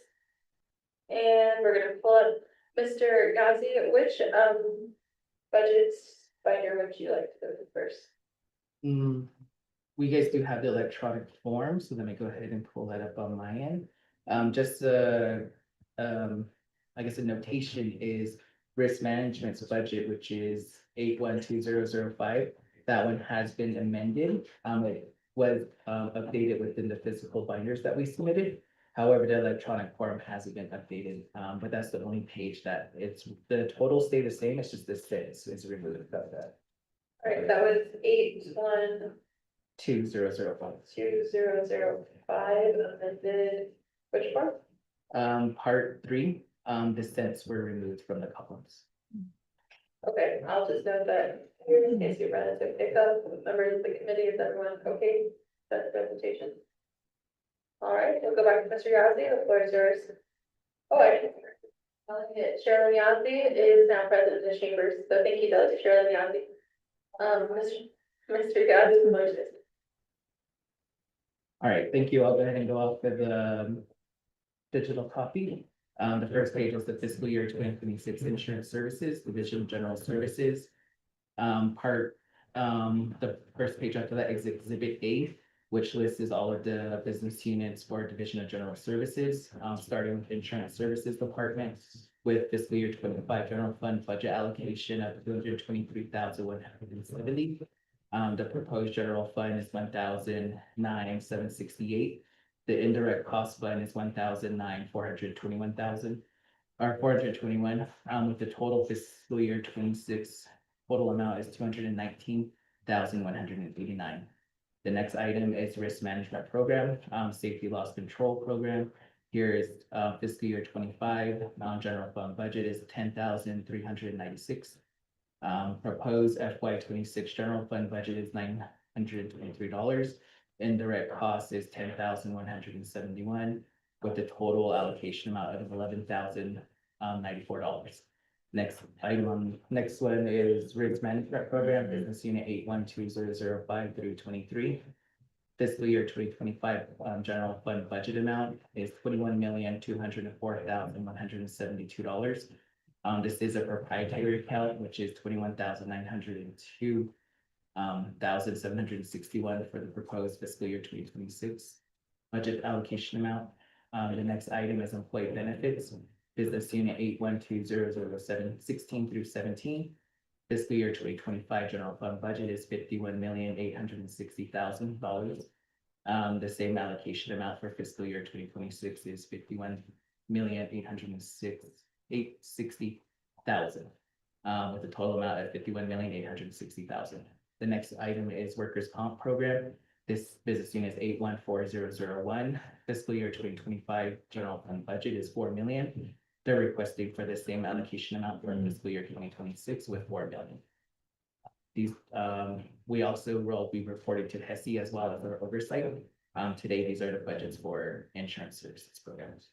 If you guys would like, I can go ahead and do budget form ones of each of the budgets, or if it's the exhibit work. Thank you, Mr. Yazzie, for going over the budgets. Members of the committee, do you all have any questions? I'm going to Chairman Amber Cassidy. Yeah, it looks like, Sharon, regarding your insurance program.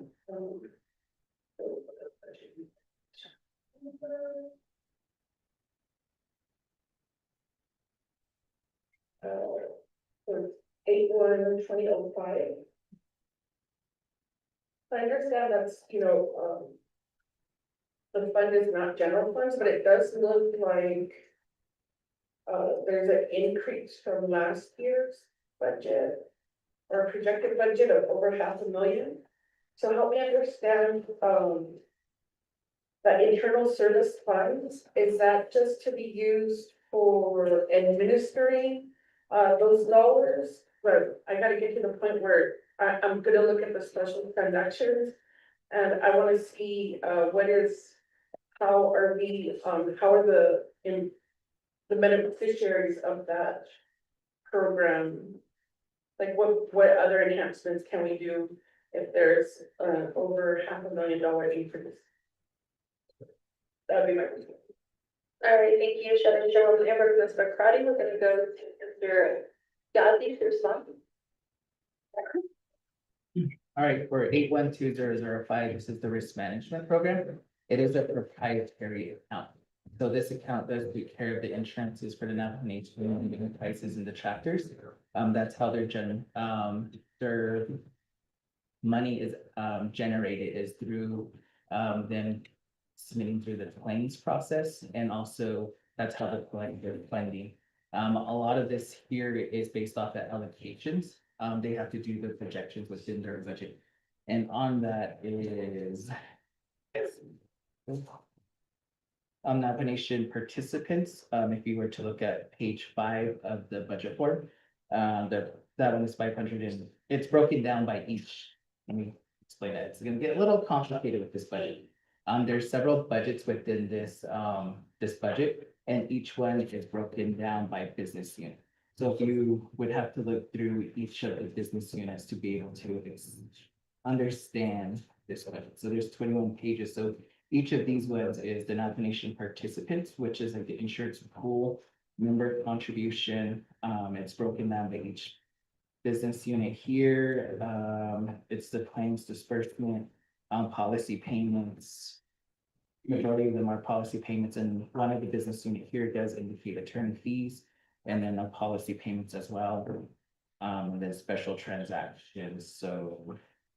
For here, the increase, I would say, would be due to their personnel. It helps cover their GWA and step increases from there. But this amount is allocated from based off of their projections, actuaries things that we do. But this could do by response. Chairwoman Everton, McCarty, you're looking at business unit 12003. 81.07. 81.07. It's, let's see. I'm really looking at digital page 28 of 58 right now. Okay, because I understand it's complicated, but we're your oversight, right? So we deal with complicated things all the time. You have an increase of over $500,000. Where do I find that in the budget? What have you increased in this budget and why? Because it's under special transactions. And so do you think there's gonna be? I'm just trying to see, so it says special transaction, is this where the increase is? Or if you want Ms. Devon to answer my question, I'm gonna do that too. Yeah, I'll go ahead and refer this question to Ms. Degnan. Okay, Ms. Denman, you are recognized. Welcome. You want to come up to the presentation? Talk about object code 7000 for a budget of $515,000.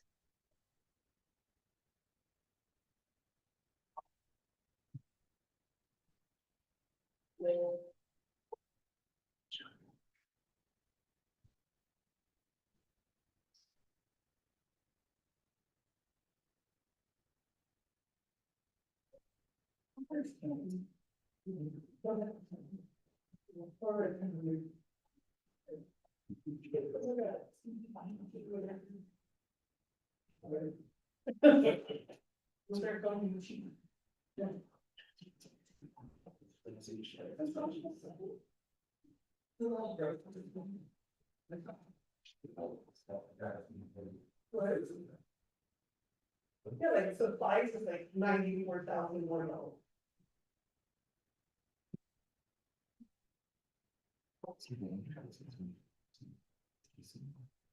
Yeah, I'm not talking about personnel. I got that. Look at page 8.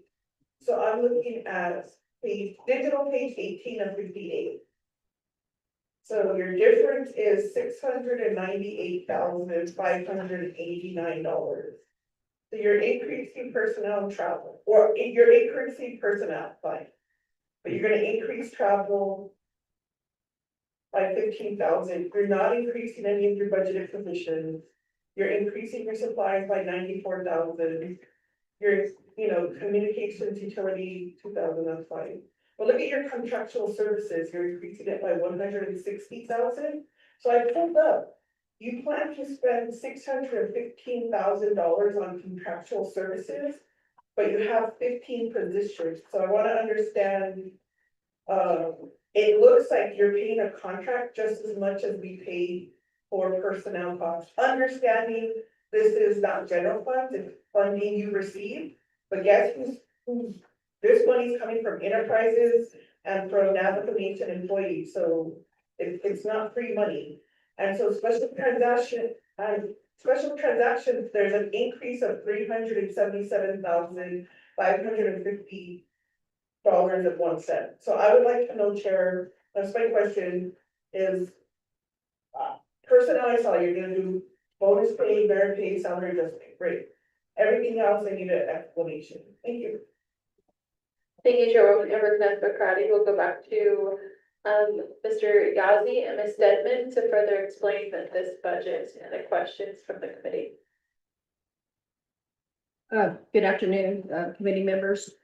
I think my best explanation for this increase is based on their projection allocations, and I think the hit mostly was for the property premium, which we're projecting this coming fiscal year will be that increase. So if I'm reading this correctly, the special transactions line is gonna be more focused on the property line. So that's gonna be the increase of why we're asking for that. But as far as the contractual services,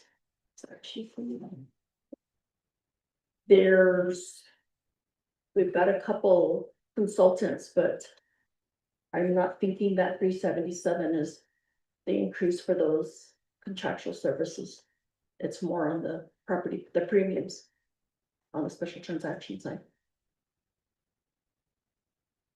Ms. Stedman and Mr. Yazzie, the committee has asked not just about special transactions. They've asked about the object code 4,000 and why you have a $94,000 increase for this year. They've also asked for object code 6,500 under contractual services, $160,000 increase for this year. So could you please help explain to the committee why you are proposing to increase your supplies by 94,000, your contractual services by 160,000? Because as Chairwoman Amber Fitzpatrick has pointed out, that your proposed personnel budget is almost $1 million, but your contractual services is greater than your personnel. So we're trying to understand why the Navajo Nation employees in insurance department at this time are making less than the contracted team and what they do. So you can further explain your budget. Thank you. Okay, so within this budget here, there are two programs. There's the risk management program, and then there's also the safety loss control. So for the risk management program, that's business units 812005, that runs to 8120, I believe, 215. A safety loss control budget begins on 812003, and that one continues on. So all these totals added up equal the difference within budget form 1. So within the first part, the salaries, with the increase in salaries was the GWA prohibited step increases in the projected amounts for that upcoming fiscal year. For the travel expenses there, that's also for our fleet vehicles that the programs do have. That one there, looking at both of them, they do have looks like they have 1, 2, 3, 4 units there for their fleet management. They also have their personal travel, which these guys have here for 64,000. And then for travel expense for the safety loss control is about 40,000. So those ones there are for when any incident that does happen, safety loss control gets called out, or if there's any damages to buildings, anything like that, Dorothy here initiates her safety loss control team to go out and visit those locations across the Navajo Nation. So those ones there, I'm thinking is the increase that they put there. And also moving on to 4,000 supplies. Seems like here general office supplies, they put in 265,000 for the risk management program. This one here seems to be a subscription here, seems like the highest. I'll let Dorothy clarify that. I believe they do pay for a program for risk management that they use as a software on that end. Good afternoon, communities. And that's correct. We have a subscription that we use for our claim system within the risk management program. So that's the subscription amount that's paid out of that account.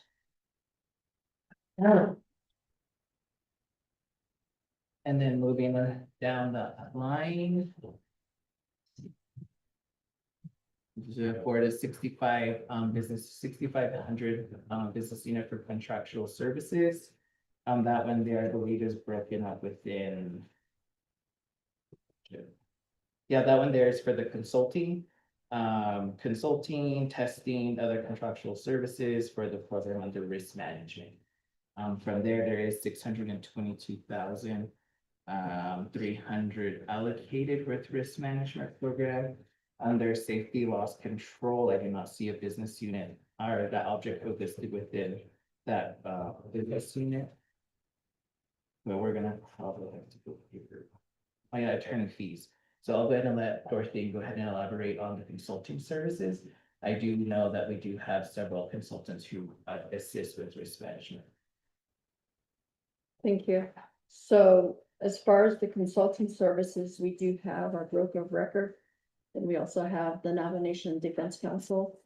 And then we also have third-party adjusters with within the program. Those are the three outside consultants that we work with.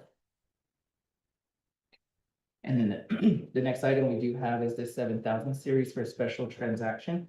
If you're to look at risk management budget on page 8 of their form, it is special transactions. Here it's broken down with the programs, the media as well. And then it goes down to the registration fees, down to their insurance premiums. And then from there, continuing at page 10, here, special transaction is listed as insurance premiums and insurance payouts. I can let Dorothy go and explain the insurance premiums and insurance payouts for this business units. Thank you, Marcus. I think so. The premiums are just basically out of the UES that completed every year for each program. So that's risk management's portion of the cost, as well as the insurance premiums per the rates for coverage on our vehicles.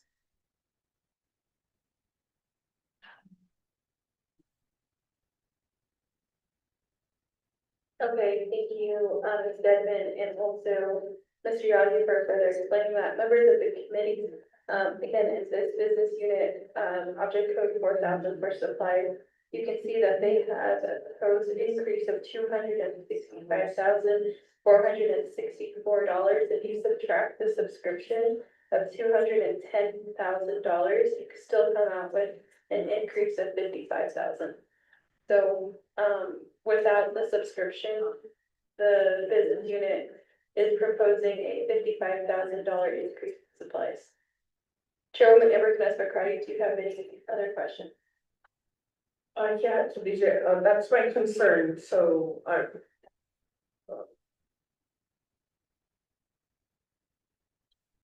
so you project to have more funding available.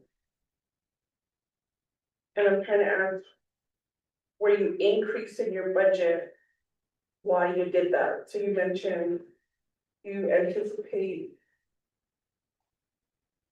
an increase in some property expense. I'm sorry, I didn't catch the second part of that property. But you haven't explained why you need such a significant increase when it comes to your supplies. And when it comes to your let's see.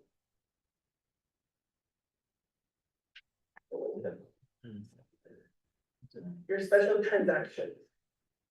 So not only, okay, this, I mean, I put here, it's on budget Form 1.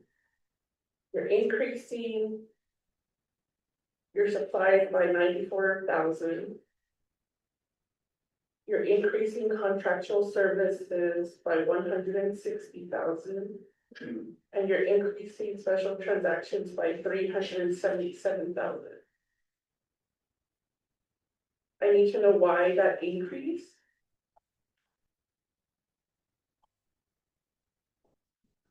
Or do we just not approve the budget, like we just approve it from last year? I need to know why you increased it, or we'll just go back to column A. And then you guys can look and see what you need to do in the future and explain why you have a $698,000 increase. I mean, you have the funds available, that's fine, but you're not explaining to the committee why you're asking for that and how you're using it. Maybe give a refund, I don't know, That's what I'm looking for, like, why are you asking for this increase? And I haven't heard that yet. Chair, that's, or,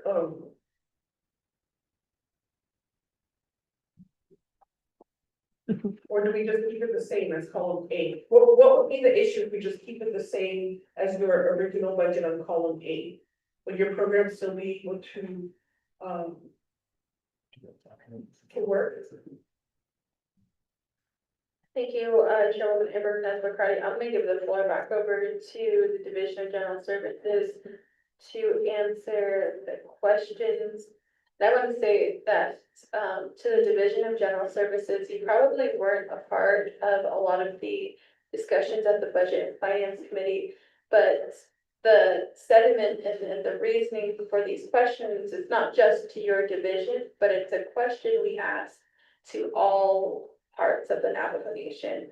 It's because we're getting too comfortable with the projection on revenues. We're getting too comfortable with when we're not using our own data to justify why we need increases in our budget. So if you can further elaborate even more on your justification for your overall $694,000 increase in this budget. I was just talking to Dorothy here just now. She is comfortable with the fiscal year 25 allocation in column A. However, for the personnel expense, travel expense,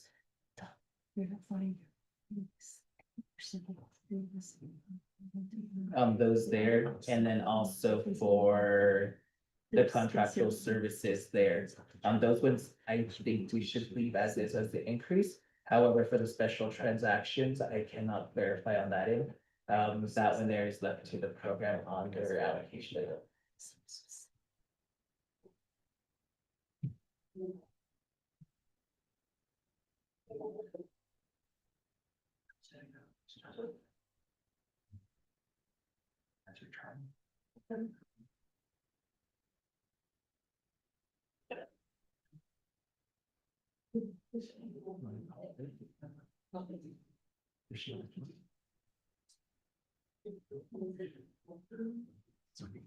Chair.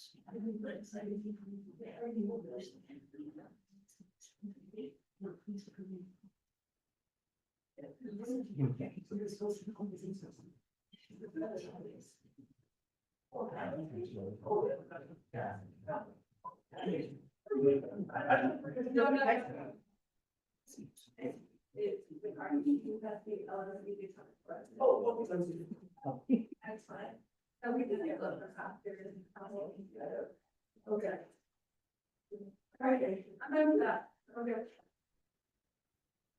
All right, members of the committee, thank you all for your questions. I think that this legislation would require more discussion. So at this time, I've conferred with members and they're considering a motion today. So I'll recognize anyone who would like to offer that motion today. Chairwoman Amber Knapper-Crotty, you're recognized. Again, Chair, thank you, appreciate it, appreciate the budget, Ms. Denman, so I'm gonna motion to table. Give you and your team some time to go over your budget and either have some kind of justification. And I would ask if staff, if we could pull up this internal service fund, any type of legislations that, the rules and regulations and, what I was, I'm not sure, but I always think that if individuals are paying into this fund, if there's a way to alleviate some of that financial stress, seeing since we can't get a clear answer on why we would increase contractual services and special transactions. So to give Ms. Devon and her team some more time to re-examine those numbers. Chair, I'll table till our next meeting. Thank you. Oh, it's good.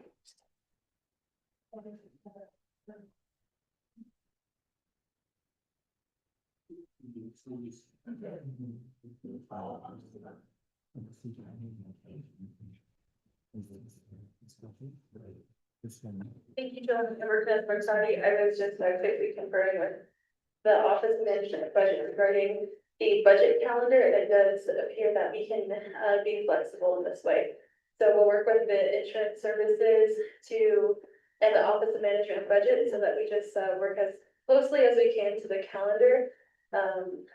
This is just one budget out of all the budgets, so I hope that we can work with one another so that we can stay according to the budget calendar.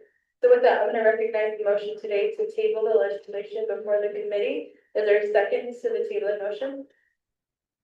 Second by Delegate Lester Yazzie. Members of the committee, we have a motion on the floor to table legislation 15425. Motion by Chairwoman Amber Knapper-Crotty, second by Delegate Lester Yazzie. All right, members of the committee, we'll go to a roll call vote. Delegate Sherilyn Yazzie, how do you vote? I do agree, but I was also wanting to add if we could get a copy of the plan of operation as well. All right, thank you for that request. I'll work with Mr. Taki and our policy team at the Office of Management Budget to get that plan of operation out to the committee. Delegate Sherilyn Yazzie voted great. Okay. Thank you. And Delegate Lester Yazzie, how do you vote? Madam Chair, I vote green. Delegate Lester Yazzie votes green, and Chairwoman Amber Knapper-Crotty, how do you vote?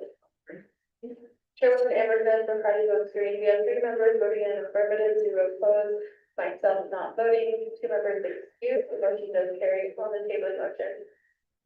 And to Mr. Yazzie and the General Services, this week, I know there's a holiday this week, and there's, of course, the fire that's occurring at this time. So I will work with the committee to work on with you all as soon as possible. And to those listening online, to Office Management Budget, likely I will confer with with the entirety of the committee, but we'll reconvene when the summer council session ends. So the summer council session ends on Wednesday, on Thursday.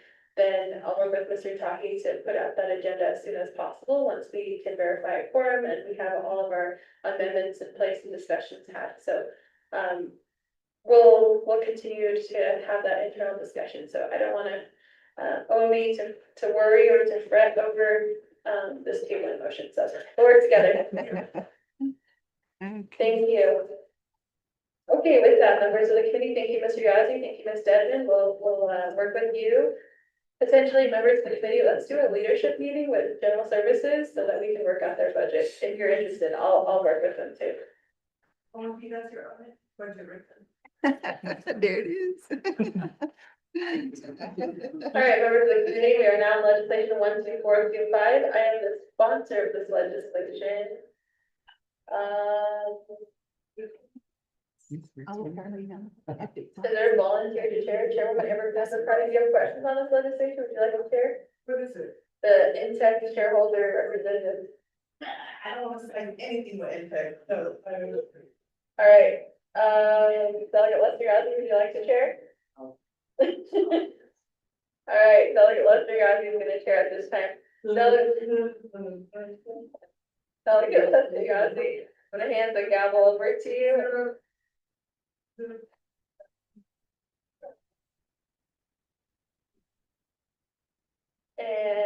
I'll be the presenting sponsor. Madam Chair, members of the Budget and Finance Committee, good afternoon. In front of us today, we have legislation 0124-25.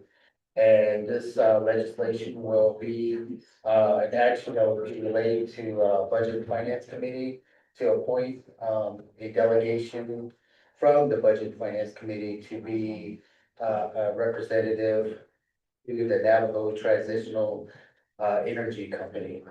So with that, we do have legislation, and I'll go ahead and if there are any questions from the budget committee members. Any I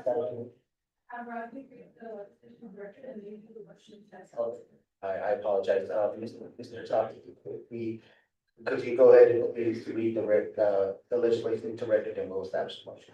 Thanks, sir. President Chair, members, Budget Finance Committee, you have legislation submitting for tracker number 0124-25 date June 9, 2025. The title of the resolution and action relating to the Budget and Finance Committee appointing a delegate member from the Budget and Finance Committee to the Navigation Transitional Energy Company LLC as a member of the representative. This resolution will appoint a shareholder representative from the Budget and Finance Committee to the Navajo Transitional Energy Company LLC. Budget and Finance Committee has final authority over this legislation, which will be read into the record in its entirety. Per Navigation Council Rules of Order, Rule 9, legislation has been read into the record by electronic voice recording. Thank you, Mr. Tai, for reading that into record. And with that, I'd like to go ahead and establish a motion. Okay, the motion party will be Ms. Honorable Cheryl Yazzie. Is there a second? And seconded by Madam Chair Cindy Parrish. So with that, committee members, will there be any questions on the legislation? Yes, we do have a question, so we'll go ahead and turn it over to Honorable Madam Chair Parrish. All right, thank you, members of the committee. Thank you all for your attendance today. We do have a legislation before us. This is to appoint a member of the Budget and Finance Committee to the Navajo Transitional Energy Company as a shareholder for the Navajo Nation. Previously, we had Delegate Lombardo Azra in this position. Since his departure, we are just now continuing to ensure that our Navajo people are represented on the shareholder board.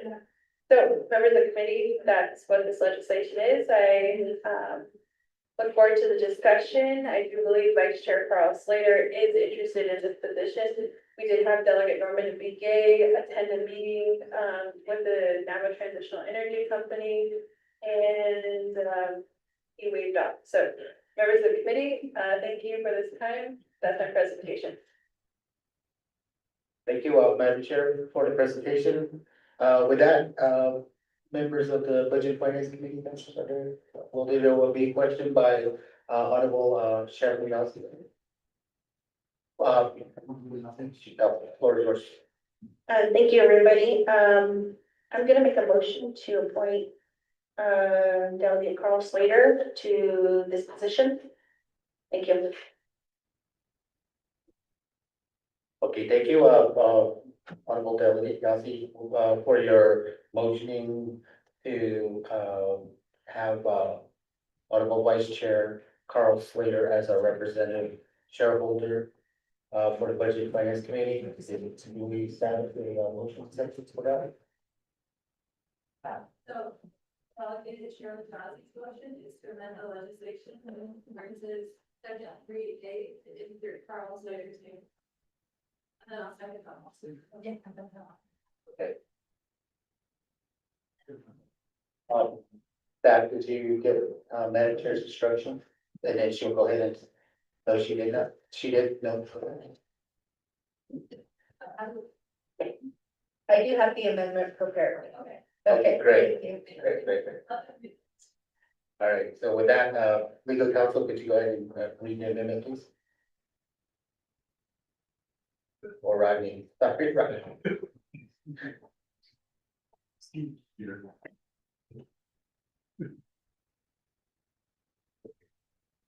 Pro Tem Chairman of the Budget and Finance Committee, this is amendment number one to legislation number 012524-251. Page two, beginning at lines 10, add the following language: Honorable _Delegate Carl R. Begay.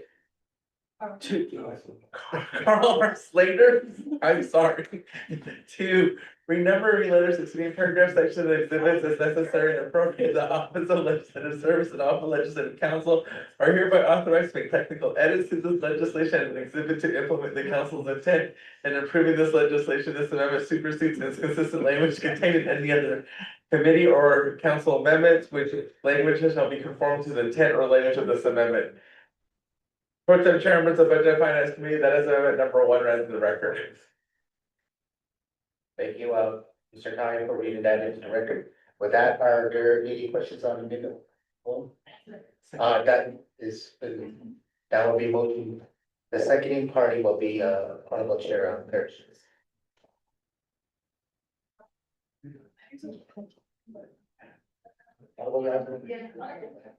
Madam Chair, Patty? One. Twice. With that, let's go ahead and go to roll call. On the amendment. The Chairman of the Budget and Finance Committee, this is roll call vote for amendment number one to legislation number 0124-25. Honorable Norman and McGee, how do you vote? Honorable Amber Kissack-McCarty, how do you vote? Red. Honorable Amber Kissack-McCarty votes red. Honorable Shanine Parrish, how do you vote? Honorable Shanine Parrish votes green. Honorable Carl R. Slater, how do you vote? Excuse Honorable Cheryl Nancy, how do you vote? Great. Honorable Cheryl Nancy votes green. Pro Tem Chair, that's 2 in favor, 1 opposed, and a Pro Tem Chair not voting.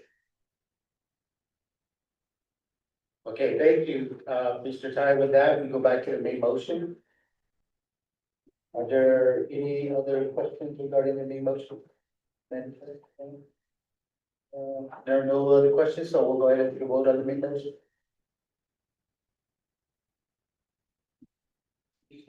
Pro Tem Chairman of the Budget and Finance Committee, this is roll call vote on legislation number 0124-25. Honorable Norman Gay, how do you vote? Honorable Amber N. Kissack-McCarty, how do you vote? Honorable Amber Kissack-McCarty votes red. Honorable Shanine Parrish, how do you vote? Honorable Shanine Parrish votes green. Honorable Carl R. Slater, how do you vote? Excuse Honorable Cheryl Nancy, how do you vote? Great. Honorable Cheryl Nancy votes green. Pro Tem Chair, that is 2 in favor, 1 opposed, and Pro Tem Chair not voting. Thank you, Mr. Ty, thank you, Budget and Finance Committee, and then with that, I'll go ahead and, turn the floor back over to, Madam Chair Parrish. Thank you, Delegate Lester Yazzie. Thank you for pro temping. Members of the committee, we are at the end of our agenda today. I wanted to make a quick announcement that the Budget and Finance Committee will not be meeting tomorrow. So tomorrow's meeting, we don't have an agenda posted, and so that meeting is canceled for our first meeting for the month. The Navigated Committee has agendas posted for Wednesday, July 2nd, and also, actually, I don't know if it's posted yet.